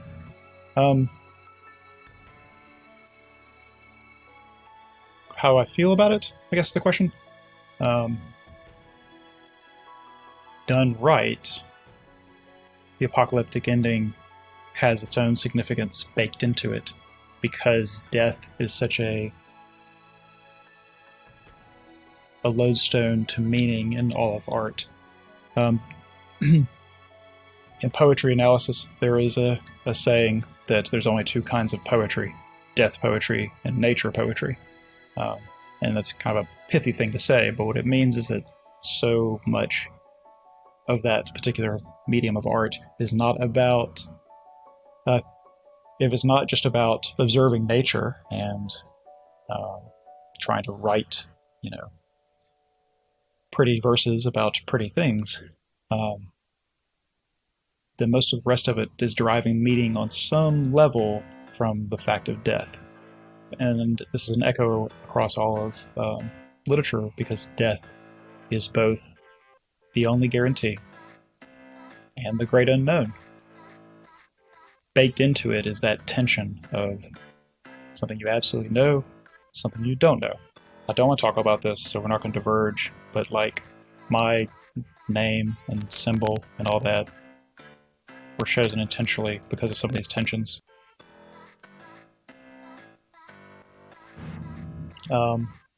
And that almost core tension of art there is one of them. And so my answer to that is that kind of thing actually makes some stories to me. Because you can argue that all meaning in life is derived from death. The fact that there is a expiration date to living gives living purpose, an urgency. The fact that you have to make choices, you have to prioritize what you do with your time, your energy, what you care about. So there's a lot of artists who death is such an important thing, not as a plot point, but as a thematic concept unto itself. I don't know if that answered your question, I'm sorry, but in the case of Evangelion,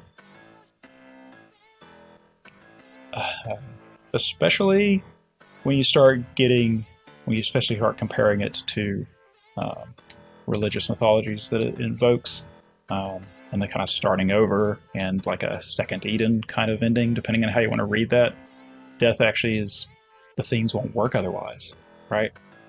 But some themes, like certain character journeys that you don't get cut off early, can feel unsatisfying if that's what you were invested in. But then the question for me is like, why cut this off? Is cutting it off actually the point? So that might be a long way to give you a non-answer, but Anyway,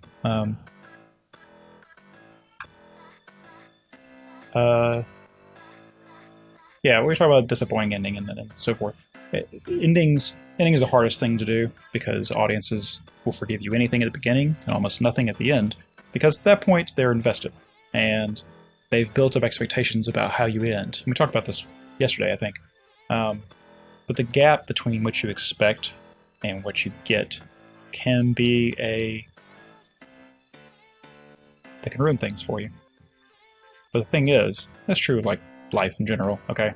The thing is, for stories, the reality of the story was probably already set. The only actual variable was your expectations.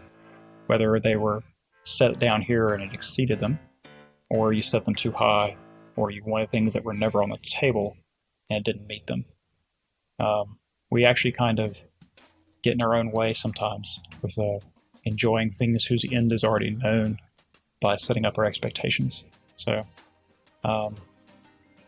that's a hard thing to internalize.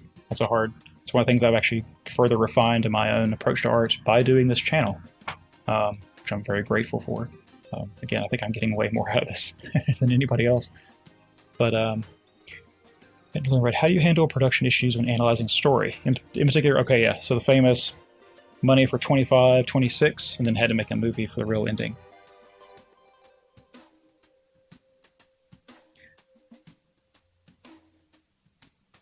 I guess the question really is when real life writes the plot, which is that's a TV trope. Someone could probably link that. Is even if they didn't tell the story in the way they originally intended, did they still tell the original story? Or did the story have enough thematic inertia that so long as they were true to that, they still made lemonade out of the lemons?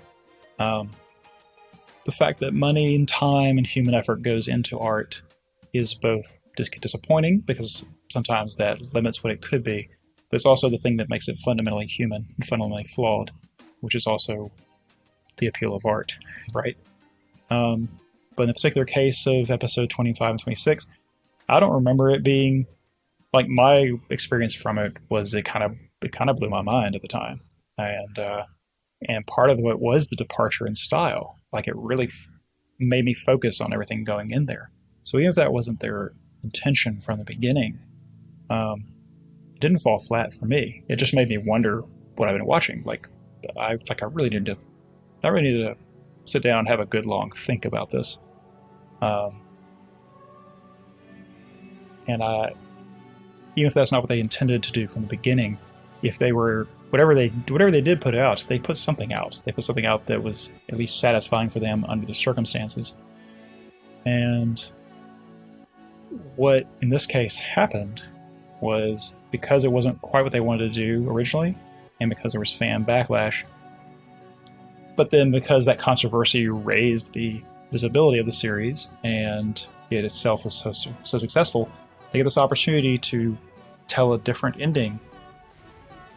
And I mean, I would argue that the fact that we have what is potentially two simultaneous endings versus two different endings, and it's not perfectly clear which it is, makes the entire story richer than it would have been if we had just gone from 24 into end of Evangelion. So sometimes real life writes the plot, yes.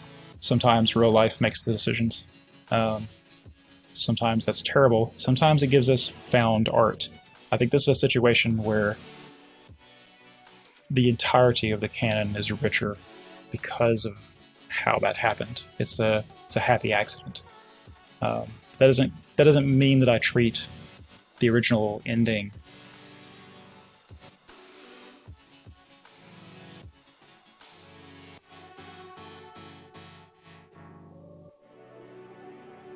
as lesser, right?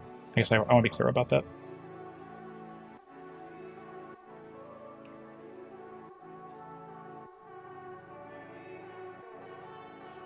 Oh, we go, good. Someone linked the all the Fly Me to the Moon things.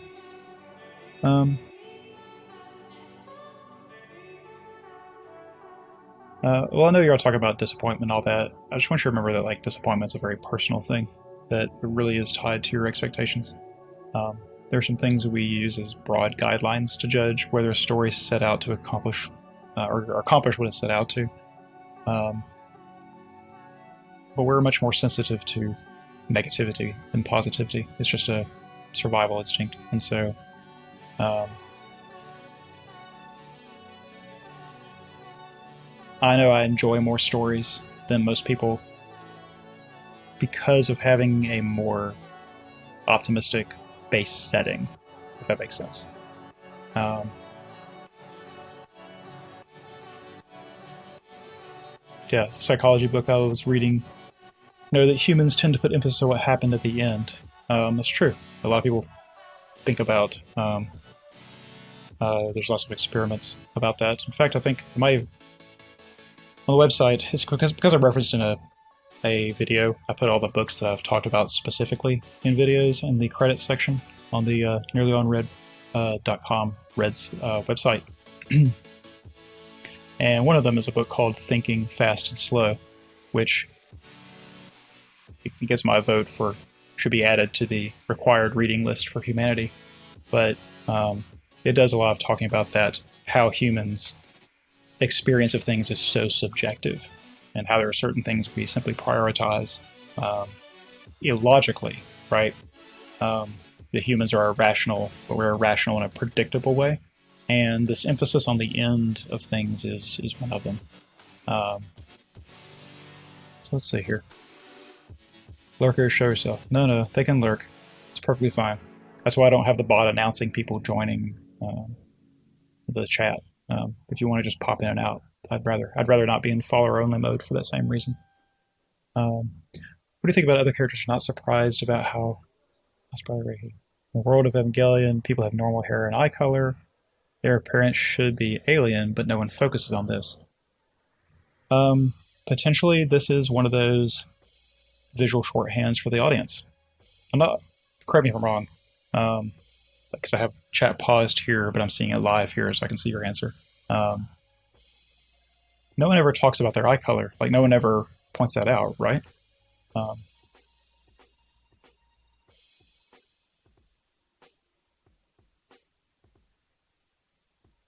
And so kind of, I guess it makes me think, unless I'm misremembering, I thought the red eyes were just kind of audience shorthand. Much like other visual storytelling things. Like, people don't literally drain all of their color out when they're shocked, like Asuka was in this past episode. That's visual shorthand for us in the audience, right? So I am guessing that maybe they don't actually have red eyes, or shockingly red eyes anyway. That's not shockingly divergent to people in the actual world there.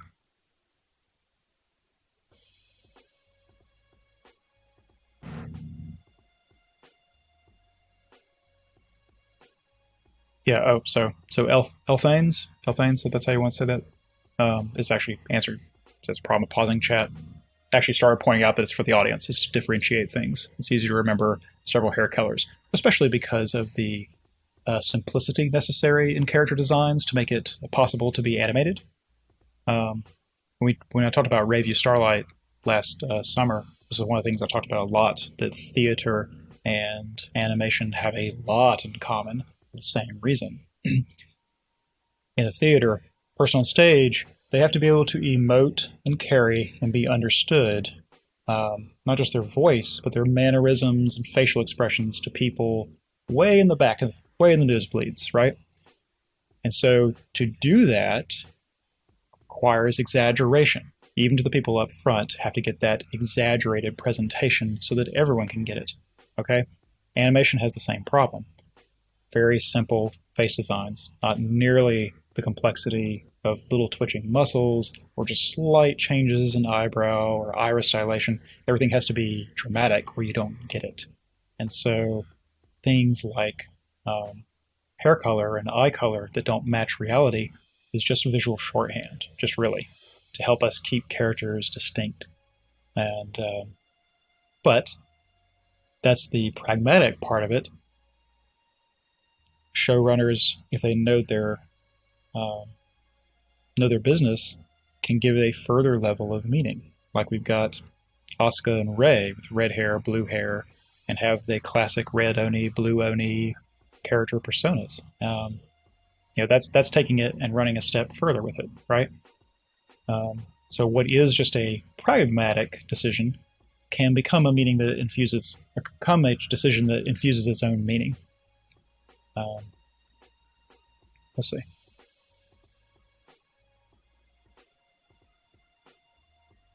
Yeah, sometimes the point of the journey is that it was a journey. That's kind of the reason the hero's journey, though, is recognizable and to the grandfather of journey motifs is because you bring the hero back to where they started, and you can see the contrast from where they began and where they ended. And so in that case, it's not so much the journey, that's what we watched, yes, but understanding why they are that different person at the end than the beginning. And so if a series is about a character becoming something new and bringing them back into a situation to compare them against, the journey is the point. That's what we actually watched, but the end result's very important. It's actually what makes that structure be that structure and not something else. The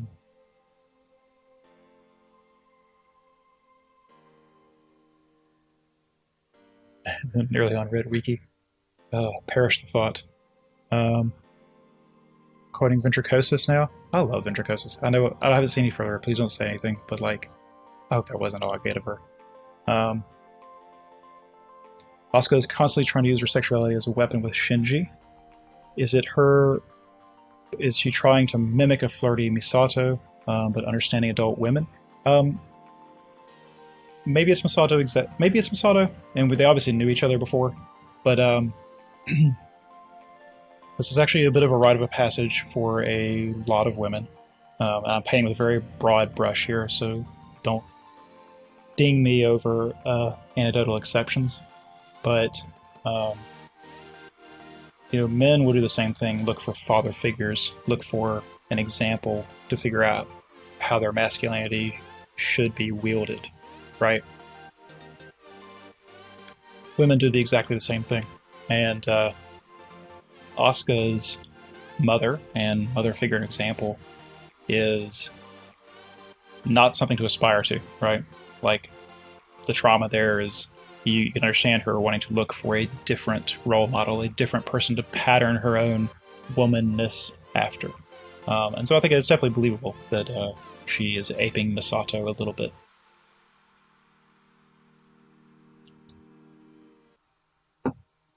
And I think introducing her the way they did and making it mirror some of the things Misato does guides us that way. Yeah.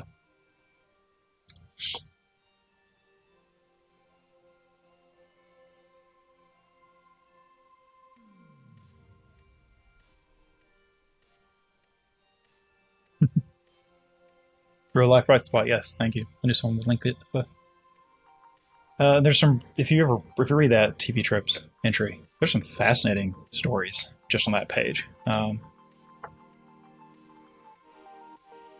don't want to jump into y'all's conversation since I'm behind, but yeah. So Mordred's got a good comment about tying back to the when everyone dies at the end. The weakness of the happy ending is the ending of a good story. Talking about how the need to make a good end for the characters for the sake of the audience can ruin a story that should have been a downer ending. And downer endings done well really resonate with people. You can't quite get it out of your head. This is not a trope, but if I was going to contribute my own trope to TV Tropes, the one I would suggest is Rick doesn't get on the plane. Meaning, spoiler alert, for Casablanca, which is 75 years old now, so I'm not sure. I apologize for this one. If Rick gets on the plane at the end of Casablanca, no one cares about that movie. It becomes a forgettable movie. that movie sticks in people's minds, and they roll around in their heads and bring it up again and watch it again. That's one of the few really old movies that I think anyone can actually still appreciate. Rick doesn't get on the plane, and because of that, the movie, the experience as a whole, occupies a more prominent place in our minds. It sticks out in a way it wouldn't if it had simply got the ending it looked like they were about to gift wrap for the characters.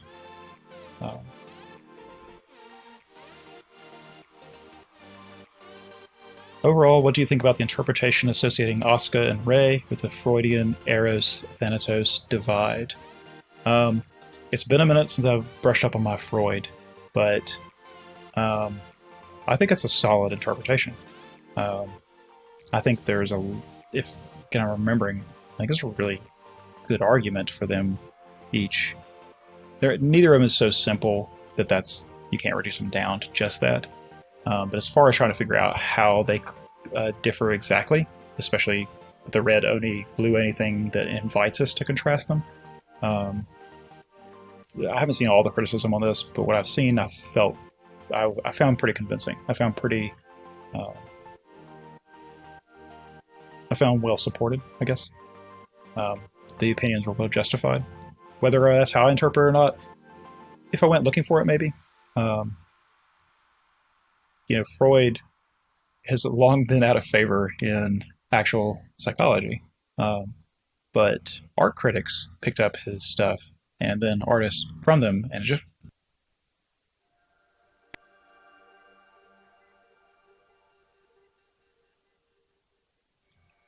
they picked it up and have just completely run with it. Like, it's still a whole school of literary criticism, psychoanalysis, even though what it's based on has long fallen out of scientific favor. And so I think thinking that way, especially 20, 30, 40 years ago when people were writing stories, was more common than it is now. And so I find that a very believable way that could have been developed. When we get to that point, we might. I keep thinking I'm doing the normal analysis I do instead of these kind of bullet point things. But anyway. Yeah, 360 no scope. How you feel? Kind of meh about Eva as a whole. The original 25 and 26 blew your mind. I mean, I had the same experience. I didn't sit down and try to decide if that was good or bad, or if I liked it or not. But it absolutely, I couldn't ignore it, right? I couldn't just be like, oh, I guess it's over, right? That was definitely like, well, I need to reevaluate. And so whatever the reason for arriving at that, it's hard to say it was a failure in the sense of making the story memorable, right?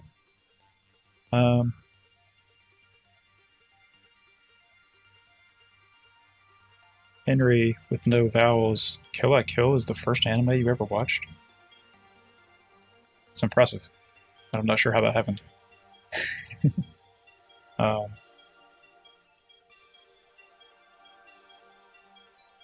Wish someone would give the Big O a proper ending.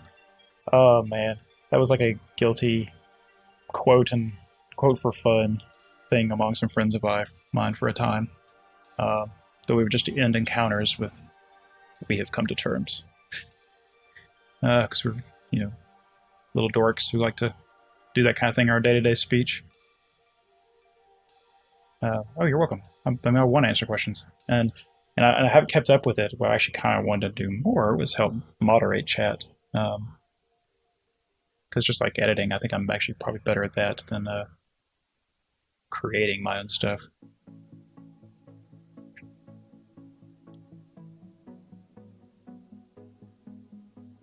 I love how much of this is just y'all talking to each other without me. This is what I wanted. But it means I have to read for a second to find questions directly to me so I can catch up.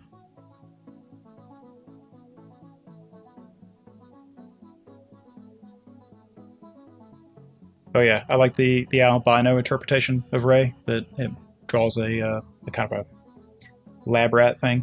Yeah, I like that. That's cool. Yeah, and then Kaoru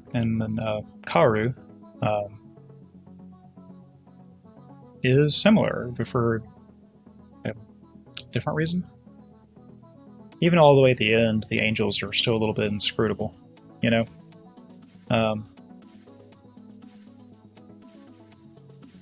Yeah, I think Kaoru's meant to ape the way Rei looks. Yeah, that you were supposed to draw that comparison. And by giving no one else in the universe the red eyes, it asks us to do that. And that's why I think it's really more of a visual shorthand for the audience.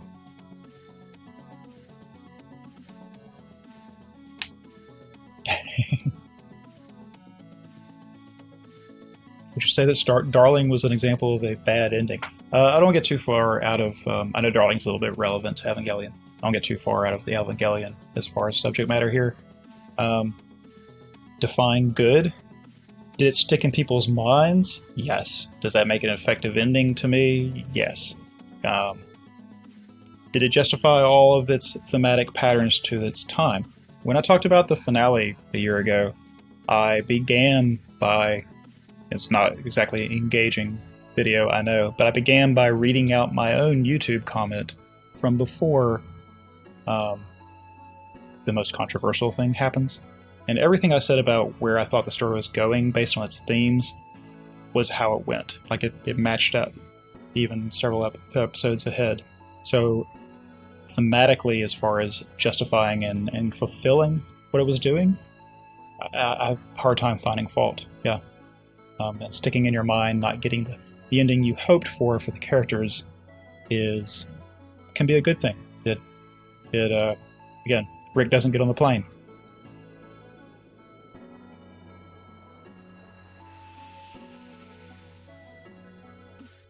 Yes, death is not meaning by itself. I agree. Follow-up comment, tasty cookie there.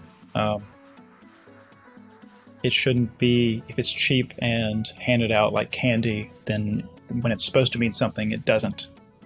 So yeah, I think that can be wielded inappropriately, irresponsibly even, depending on what you're trying to do with your story.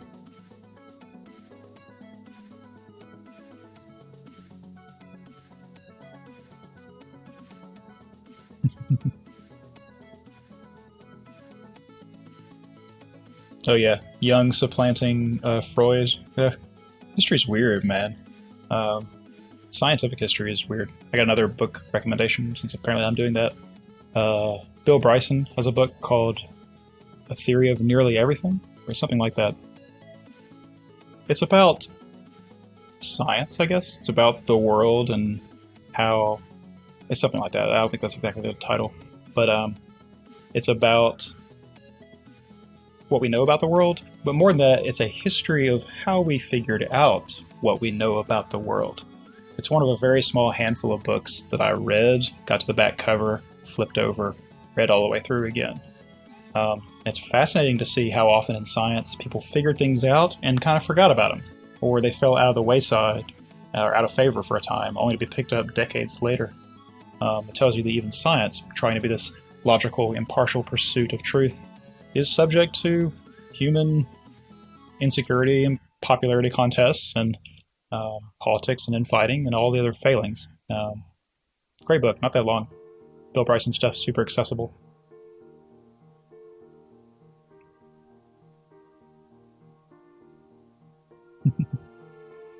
Trigger, why space? Yeah. Thank you. The Darling run was one of my favorite things because that was the first time I was actually doing it week to week. It was an original story, so no one knew where it was going. We were all in the same boat, and I actually got the privilege of experiencing that at the same time as everybody else and trying to add my voice to the discussion. And it was what I hoped to do, and I sat down and decided to buy all this crap and make this stuff. And I hate that I don't feel like I've quite gotten back to that point. I don't like the idea that the best time is behind me or anything, but yeah, let's not diverge too much into Darling.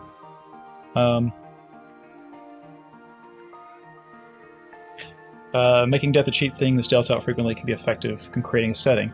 Yeah, so I only meant that in the sense of like if the deaths are meant to be meaningful. If life is supposed to be cheap, then handing out death willy-nilly accomplishes that end. I thought you meant that like if a death is supposed to have meaning, then killing everyone at once erodes that. So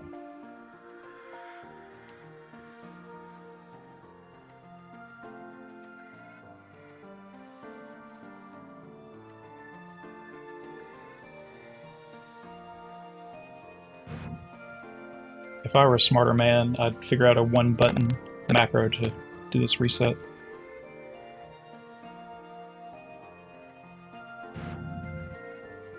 Better? Unfortunately, I don't have another audio interface to test, so I can't isolate the problem here. So I might just buy a cheap one and see if I can isolate the problem that way to see if it's computer, this program, my USB drivers, which I do know I have problems with at times, or the actual audio interface, but I won't be able to do that anytime soon. Thank you for the stream, but you went to sleep.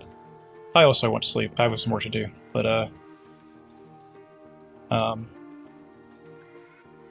thanks for joining us. Thanks for hanging out to the end. I know we're way over time. How far over time are we? Super ultra delicious over time. We've almost doubled our time. Okay.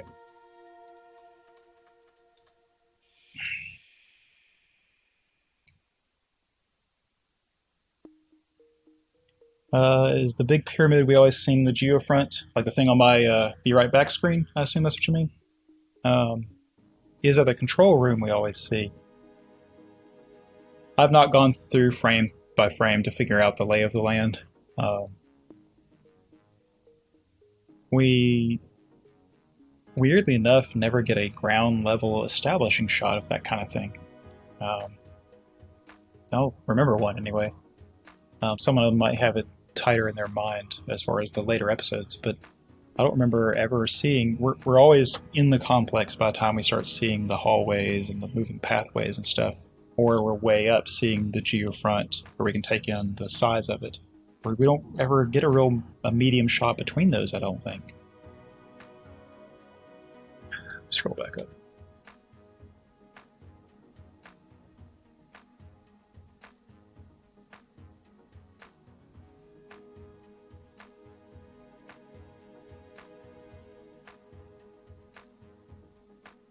Yeah, sorry. I helped diverge the whole conversation into Darling the Franks. Do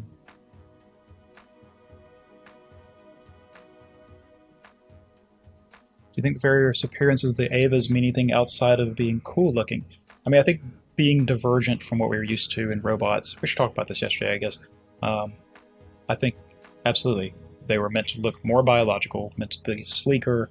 We talked about how they are even presented differently their environment, where they have clean lines, solid colors, they're not dingy and rough around the edges, and used the way so much else in the world is represented. They are meant to stand out as alien in the actual work. But then their actual designs, diverging from each other while still being clearly humanoid, I think is really on purpose. The fact that they share the human silhouette to a point but do not mimic it is, well, it's kind of important compared to what we eventually find out they are, and what we eventually find out the angels are, and the whole Adam Lilith thing, that there's more than one path to life and humanity. The overlore of Evangelions are kind of a cool thing, kind of a really cool way to. I know some people think that the religious iconography doesn't mean anything, but to me, it's right there in the title, New Genesis. Like this is a kind of a very bold retelling of some of that Genesis mythology. Not just that, but like such an interesting concept. Taking the idea of Lilith, who is Adam's first wife in oh man, can't remember that. Book of Nicodemus, maybe? It's been a minute since I've studied this, but and being kind of like the mother to this outsider race, where then you have Adam and the Evas. That's such a cool way to reimagine that mythology as a starting point, right? To me.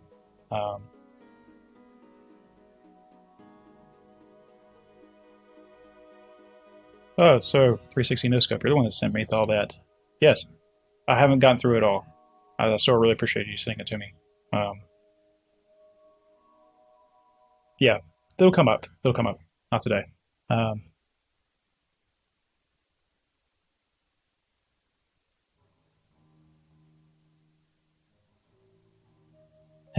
SA. No, he's not. He, she. You're not kidding. You're not kidding.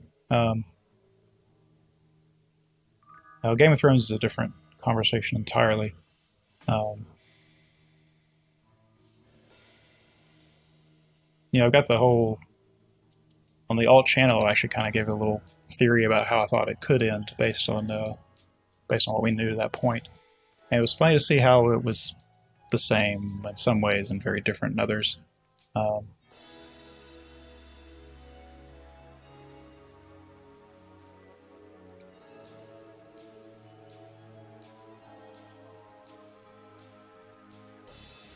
The drill was heading right for the pyramid. Yeah, I think you might be right. But in theory, what the angels are after is terminal dogma, right? Like where they think Adam is. Isn't that right? Am I remembering that right? And is that do we know that specifically underneath Nerve HQ? Like straight down, I mean? I can't remember if we get a shot of that or not. Yeah, the Jewish Apocrypha. I don't remember which book, but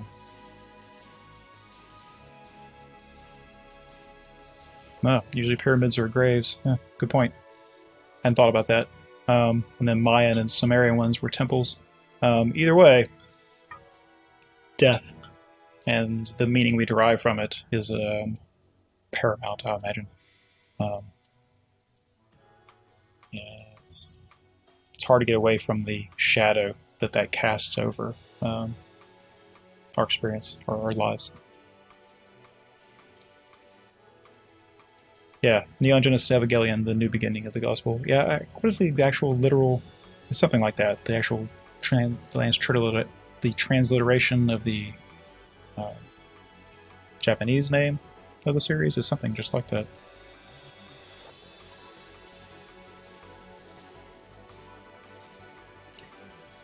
Inverted pyramid is a pool, something like this in the Louvre Museum. Yeah, it's got that pyramid entry that goes down into thing, which I always thought was such an odd. It's definitely hard to ignore how different that is than the rest of the Louvre around it.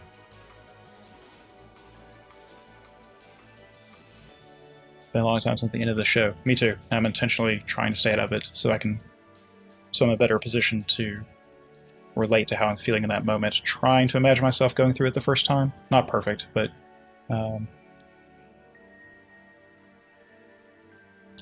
yeah, it was Lilith in Paradise Lost. Was Lilith in Paradise Lost? I asked that like the internet's not like right there, but don't remember. It is funny how much that work got absorbed as originating from biblical text rather than just being one guy's artistic license with it, and then, anyway, power of art. New Century Evangelion Gospel, yeah, it was something like that.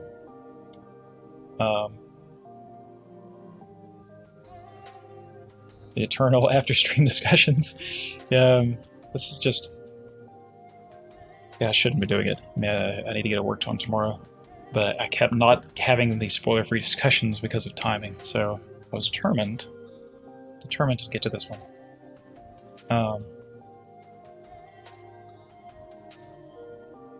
Have a good night, Tasty Cookie. Thanks for the input there. It's a huge topic. It's a very interesting topic. This stuff is something that you can't avoid if you talk about art. So, have a good night. Is that a mug of never-ending coffee? This is just hot water. That's all this is. Hot water. But the Yetis kind of deserve their hype. This thing's still hot. No, the rebuilds we're not talking about, because that story is incomplete, right? And they're also not on Netflix, and therefore not accessible to everybody.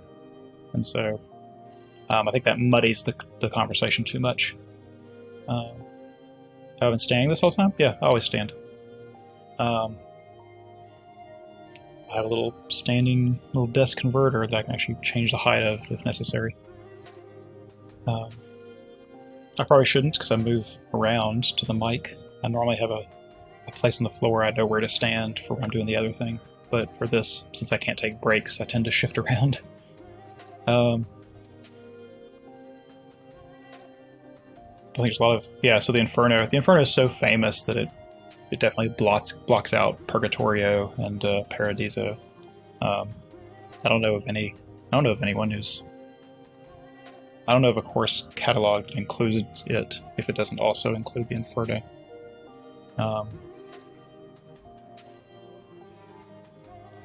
Good for posture and health. Well, my back's a little telling me that my posture has not been perfect today.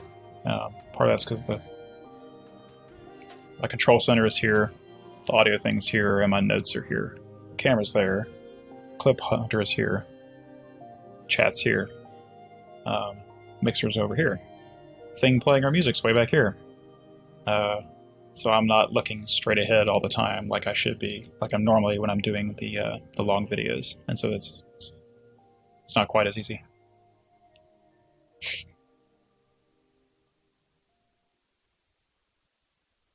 How do I feel about the frequent justified fan service in anime?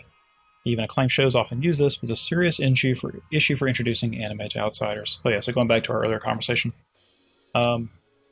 And this is Evangelion relevant. There's a lot of like nudity, sexuality, things you could read as fan service. Like that very first shot of Misato sending him the picture of her cleavage, and then later the hot pants bent over shot. Where, like I said, animation, everything is on purpose. So the director has full control about what the camera is. It's never like, oh, they accidentally got, they got a little bit of a titillation in the shot. Well, we don't have time to reshoot. No, it's always on purpose. The block to Made in Abyss. Yeah, I actually try to introduce someone to Made in Abyss, and just that little bit of nudity was enough to put them off a bit. So it's a valid thing to remember when you're trying to introduce people. But as far as justified fan service, this is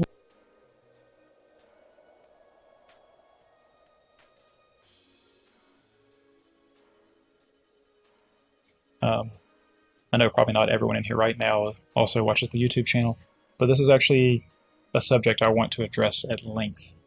There's a guy who's a regular commenter on those videos, and I've never actually figured out how he likes his name pronounced. Annie Maggie Bai or Annie Mage Bai, who wins the award for the sheer amount of text that he gives me on the regular. And during Drawing the Franks, we had a almost 3-month running conversation about fan service and whether it was okay, how to define it, the purposes of it. It spawned because of the 8th episode, the little bit at the beginning, and we were arguing about whether that should be counted as fan service, whether it served any point, whether it was justified fan service, I guess, as you asked. Yeah.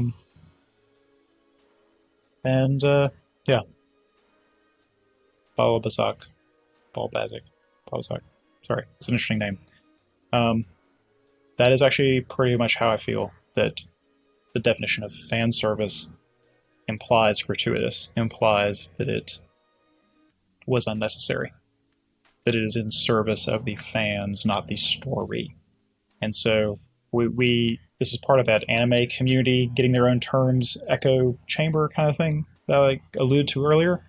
Not just this, but we've come to call anything with titillation, anything with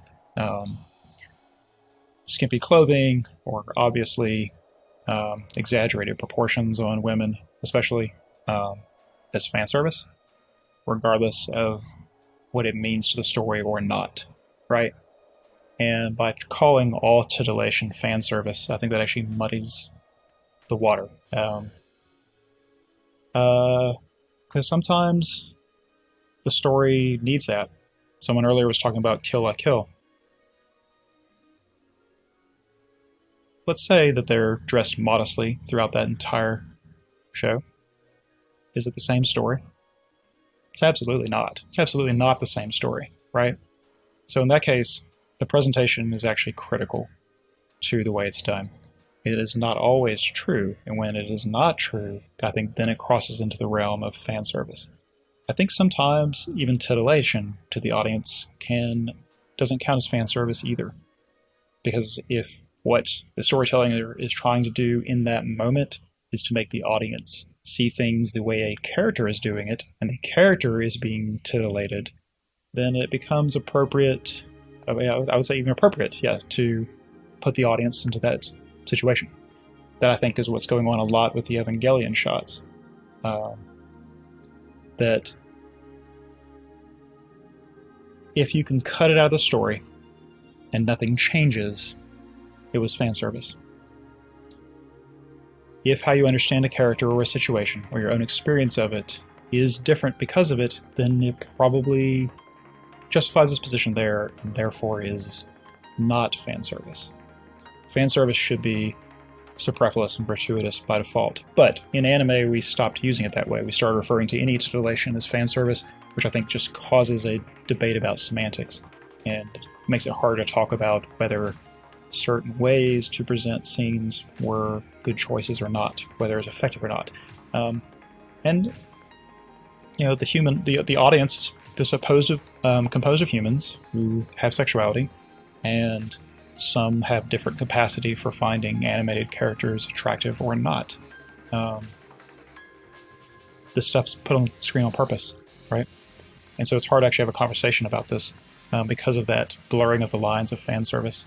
But at the same time, we said earlier, this is one of those things that creates a barrier to new people joining anime.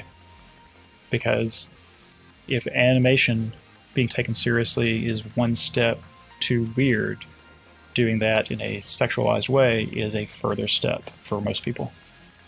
So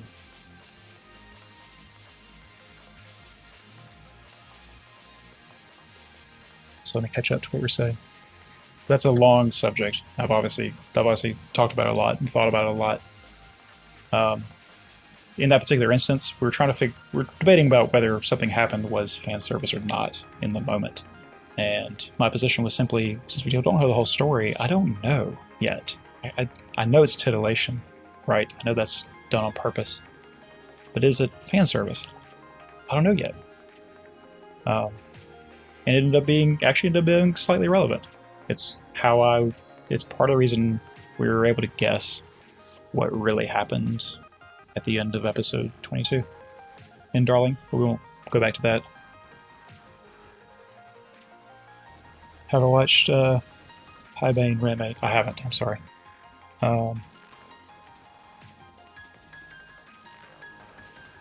Is the sound messed up? Is there fine? Okay. Good night, gentlemen. Jake. Thanks for earlier. I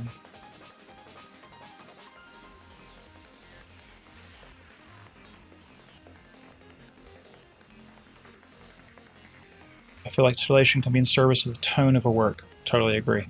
Totally. And in that case, it is no longer fan service. That's why blurring the terms here is like makes it hard to talk about it. Because that is where that term originally comes from. The service shot, the fan service. And now we have like iterations from that, where like TV tropes refer, since fan service is almost always like putting female characters in compromised ways, or and sometimes intentionally titillating the audience or other characters. They've gone and called the male version of that man service just to differentiate them, even though that's not at all what the term is meant to be. So I feel like the cow's out of the pasture now. We're not going to get it back.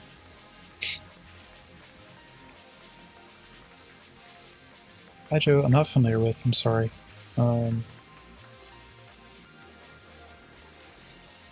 Yeah, so the way Asuka shows in the scene is a great example of this. Yes. We immediately are invited to sexualize Asuka as audience members. I think that is on purpose. But because it just doesn't happen where it's only us watching Asuka, in fact, it forms the initial kernel of their impression of her and how they react to her, it's hard for me to say that wasn't pretty effective, right? Like we get I've talked about this, we got such a rapid impression of Asuka from her introduction. It's one of the fastest ways we get to know someone in this whole series. And that scene and how she reacts to it, how they react to it, well, you got a lot of energy out of that. Like I said, that whole scene was like a minute, isn't that we said? Less than a minute, that entire exchange. That's some serious economy of scene. And it's because of that, what happens in the scene, that we learn so much about them in such a short time. I think that's an example of titillation being used really well.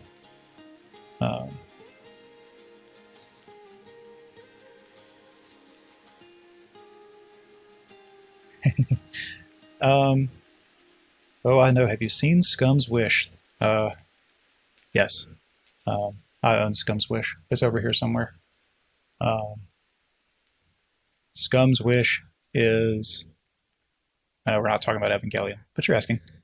I actually talked about this in chat on the day before the stream, where they might not be in here anymore. But yeah, I know. I'm pretty sure they're not. Where two people stumbled into me testing moderation tools, and then they started chatting, and I realized that the auto mod was catching things I didn't want it to. And that eventually devolved into a conversation where we talked about Scum's Wish. And I know you're bringing it up because it's full of sexuality. It's full of nudity. Not full of nudity, but it's sexuality runs a tight thread through that whole story. And to me, boy, that story is... You take that out, that is not the same story. Not even close. That story is actually difficult to watch depending on your life experience. That's what we talked about. Was the guy I referenced earlier that wanted to do the podcast with me when I was offline. He's had some romantic misfortune in his life. He can't get a couple of episodes into that. He can't do it. It's too real. It's too near the mark. And if you've never had a relationship like that, it probably comes across as melodramatic. But if you have ever been close to that, it's a little too real at times. And by not pulling their punches on showing sexuality, sexual situations, the whole subject matter gets this air of legitimacy, that you understand that these are genuine things, genuine experiences. And yeah, I think Scum's Wish is fantastic. Obviously enough to buy it, and I don't want to spoil it though. But I'll warn you, it's not for everybody. It's hard for some people. Yeah, but yes, relevant to our conversation. That's an example where I'm glad that there's not this worry about, oh, we don't want to put animated sexuality on screen, because you can't tell that story otherwise. Not at all.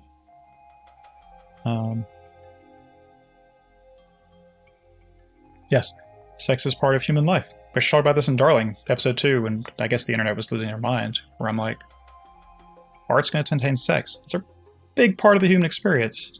Of course, artists are going to have something to say about it, you know? It's just that context makes a big difference. A lot of people aren't comfortable with animated nudity, and don't even have to actually remember that things like the statue of the David is nudity. And I could put an image of that on the screen right now, and that doesn't violate anyone's terms of service, but it's nudity. Put it on YouTube, it would never go down. But it's absolutely nudity. It's just nudity it rolls off our backs like it's not weird, right? So yeah, I think that is the complicated relationship that anime has with nudity, especially fan service, compared to just titillation for purpose, and then just sexuality in general. But if you think anime is a medium in which you can talk about very meaningful things, deep, rich human experience, you absolutely can't cut human sexuality out of that. I'm sorry. Very few people will live their entire life never being affected by it. Life existing at all kind of relies on it. Yeah, I wish this wasn't a contentious subject. Actual fan service, actual gratuitous titillation muddies the waters, and something I have low patience for. But because of my own sense of rule, I'm not going to assume that titillation is automatically fan service either, which means I've watched some things that I'm giving a chance to not be that and then been disappointed.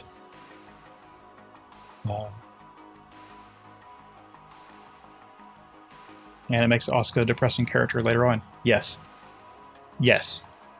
The way she's introduced and the way it goes, that also emphasizes her character. We also understand her better. We wouldn't otherwise.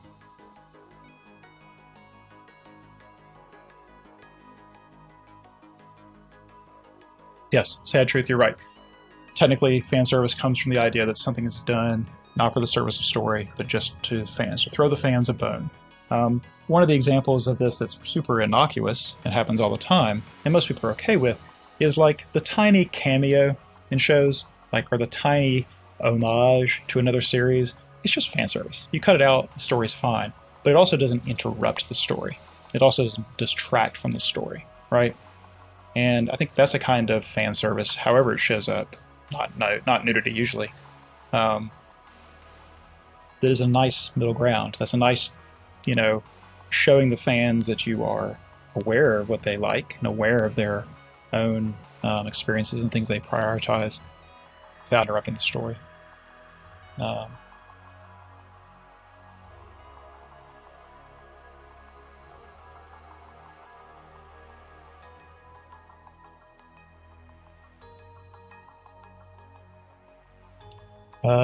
In Toto about 3D fan service and ads and music videos, the old adage that sex sells. And yes, I agree. The difference is that we are applying different standards to anime, just like the example of the Statue of David. Doesn't get censored. Good thing. But it is a double standard. Well, more than double, but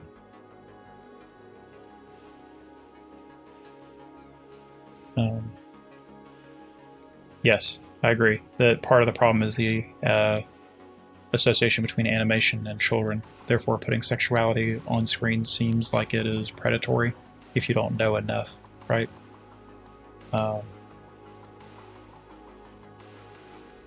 Elthanes, thank you.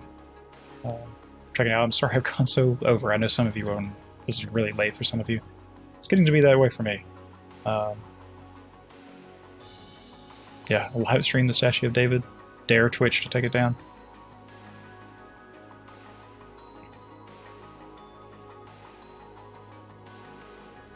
Yeah. Oh, let me add a caveat to this. It's relevant to what Miritic? I'm sorry. I'm butchering that. That I think it's an alright thing to do, yeah, because it's being entertaining with its fan service. Yes. Sometimes titillation, which again we're pretending to keep using these terms to mean the same thing. Sometimes titillation is the point of the work, and this might be seen counterintuitive, but like nudity and sexuality in hentai, I'm okay with. That's actually the purpose. It doesn't detract. That is what the creators set out to do, right?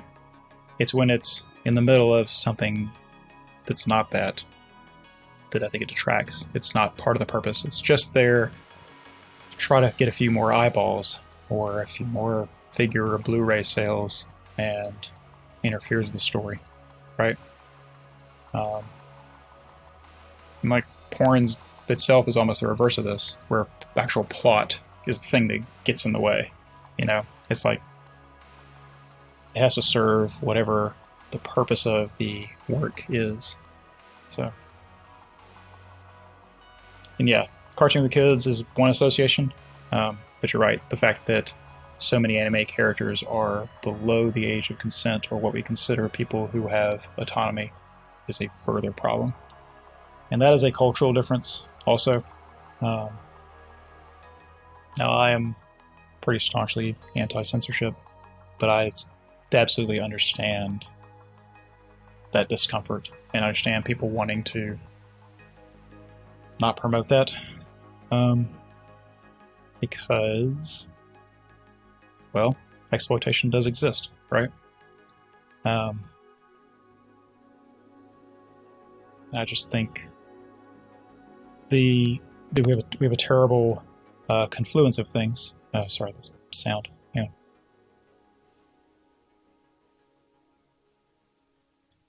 We have a terrible confluence of two things. One is the fact that anime's target audience for a lot of their works is the teenage demographic. And so, in order to sell stories and make the stories relatable, a lot of the protagonists and characters, that's their age of competence. So, a lot of the characters will be the same age as the audience members. But when there is then fan service and titillation put on top of that, yeah. 14-year-olds finding other 14-year-olds sexually attractive as an Evangelion is fair play, right? Normal. But when you're in the audience watching 14-year-olds being sexualized, it's a different experience from where you are. You have to understand the purpose. But I understand why at a surface reading, like sexualizing 14-year-olds seems exploitive. And this is, again, one of those things, this is a way you can tell stories in animation that you can't tell in real life. That's not something we would be okay with their actual real people. And people will extrapolate that out and apply them to anime characters. But our protagonist is 14, right? What is normal and acceptable for him is not the same as for me. There's only one version of the story.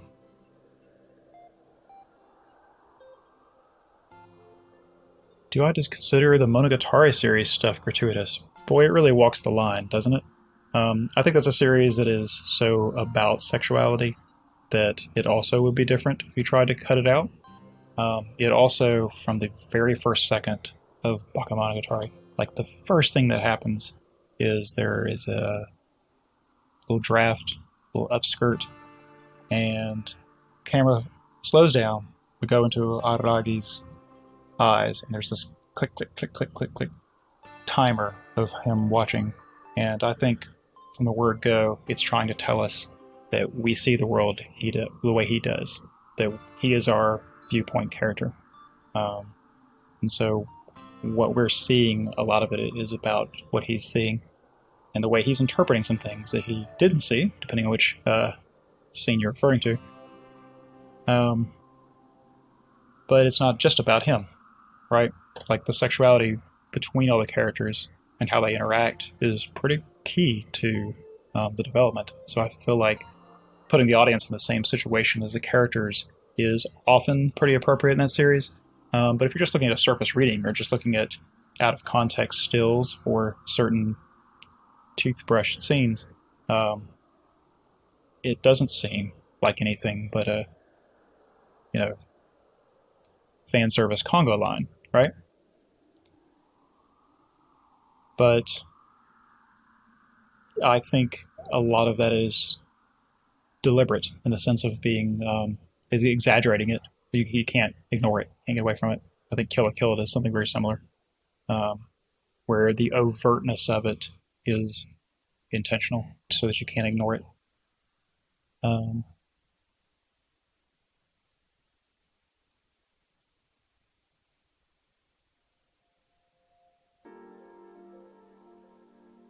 Yes, flip side, 14-year-olds have sexuality. Exploring that has literary value. It has value.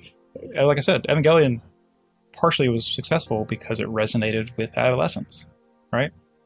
You can't make these situations real for them and then try to accommodate everyone's sense of comfort level either, right?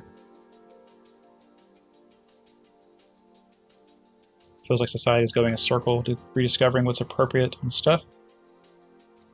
There's a TV trope for this as well. I can't remember what it's called. It's something like the... I can't remember. It talks about how prudish or how free love we are goes in cycles, and you can actually trace this through history. You can see it in characters. I know there's a woman-specific version, which is women are wanton, women are prudes. I think that's what it's called. talking about how, depending what point in time you look at history, women are portrayed as being uptight, like, I guess, Victorian era prudes that withhold sexuality and any kind of femininity. And if you look at different periods of time, women seem to be wanton. They seem to be, sexually aggressive and available and all that. And it's not necessarily work specific. You can see examples over periods of time where you're getting a snapshot of how that culture viewed things at the time, right?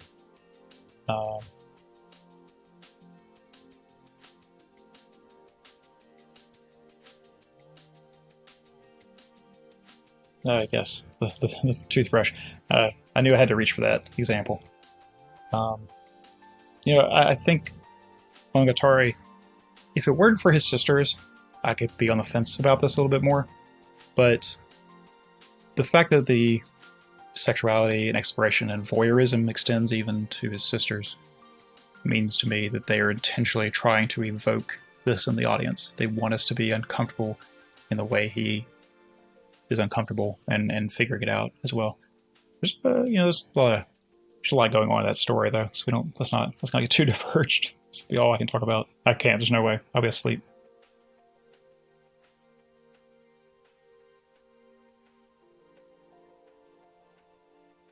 Kill la Kill actually weaponized fan service. Yeah, I mean, I feel like Kill la Kill is a lot of oh man. Well, I will have to end pretty soon because I can't even reach for normal words anymore. Kill la Kill does a lot of deconstruction, and one of the things I think they definitely go after is fan service and our relationship to it and whether it matters. Yeah.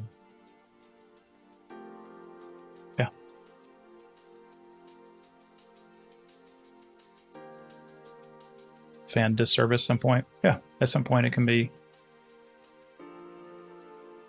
too much. But I guess it depends on, that's whether a scene is even titillating to you is rather a matter of perspective and choice. Maybe not even choice, but different for each people. Different people.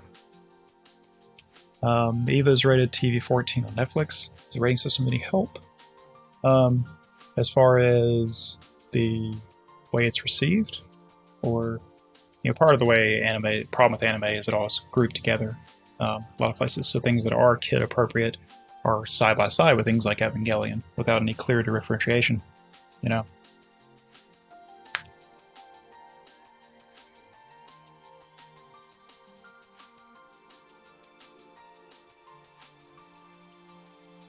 Raguya scene was very uncomfortable. Yeah, it definitely kept pushing it on purpose. I totally agree.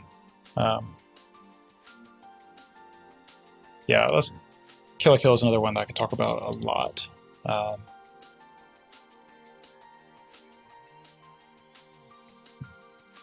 But we've definitely diverged from talking about spoiler-free Evangelion. I do want to do this after all the streams so people can get it out of their system, and because it'll be different people each time, not only because of days of the week, but because of time zones, or just if you had something going on that day.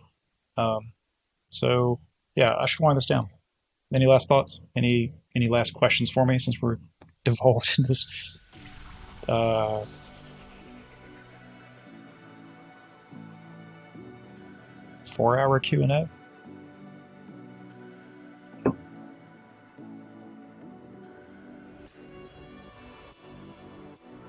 Oh, thanks, guys.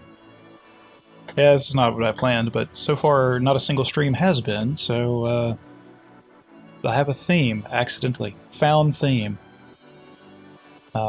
Yeah, well, I think as people start running out of things to talk about Evangelion, probably a good time to wind it down. Obviously, there's a lot I would like to talk about. I have a lot of opinions. And a lot of time to think of them through. So, yeah, when we talk about stories, we talk about human problems. Yeah. If there's a reason, there's a reason storytelling has a special emphasis to me. It's because of that. It's because of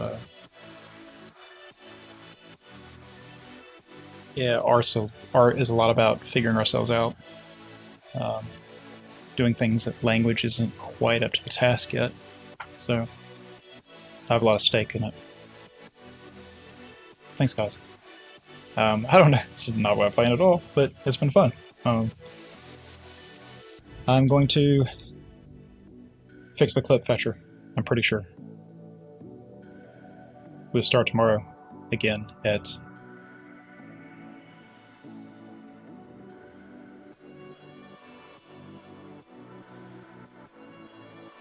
10 Pacific, 1 Eastern, 7 Central European time. Yes. Good night, everybody. Thanks so much to the people who've been here this whole time. Thank you so much for all the input. I love the fact that I read through here and there's more of you talking to each other than trying to talk to me. Then so many great points. I was just sorry. I like this. All right, guys.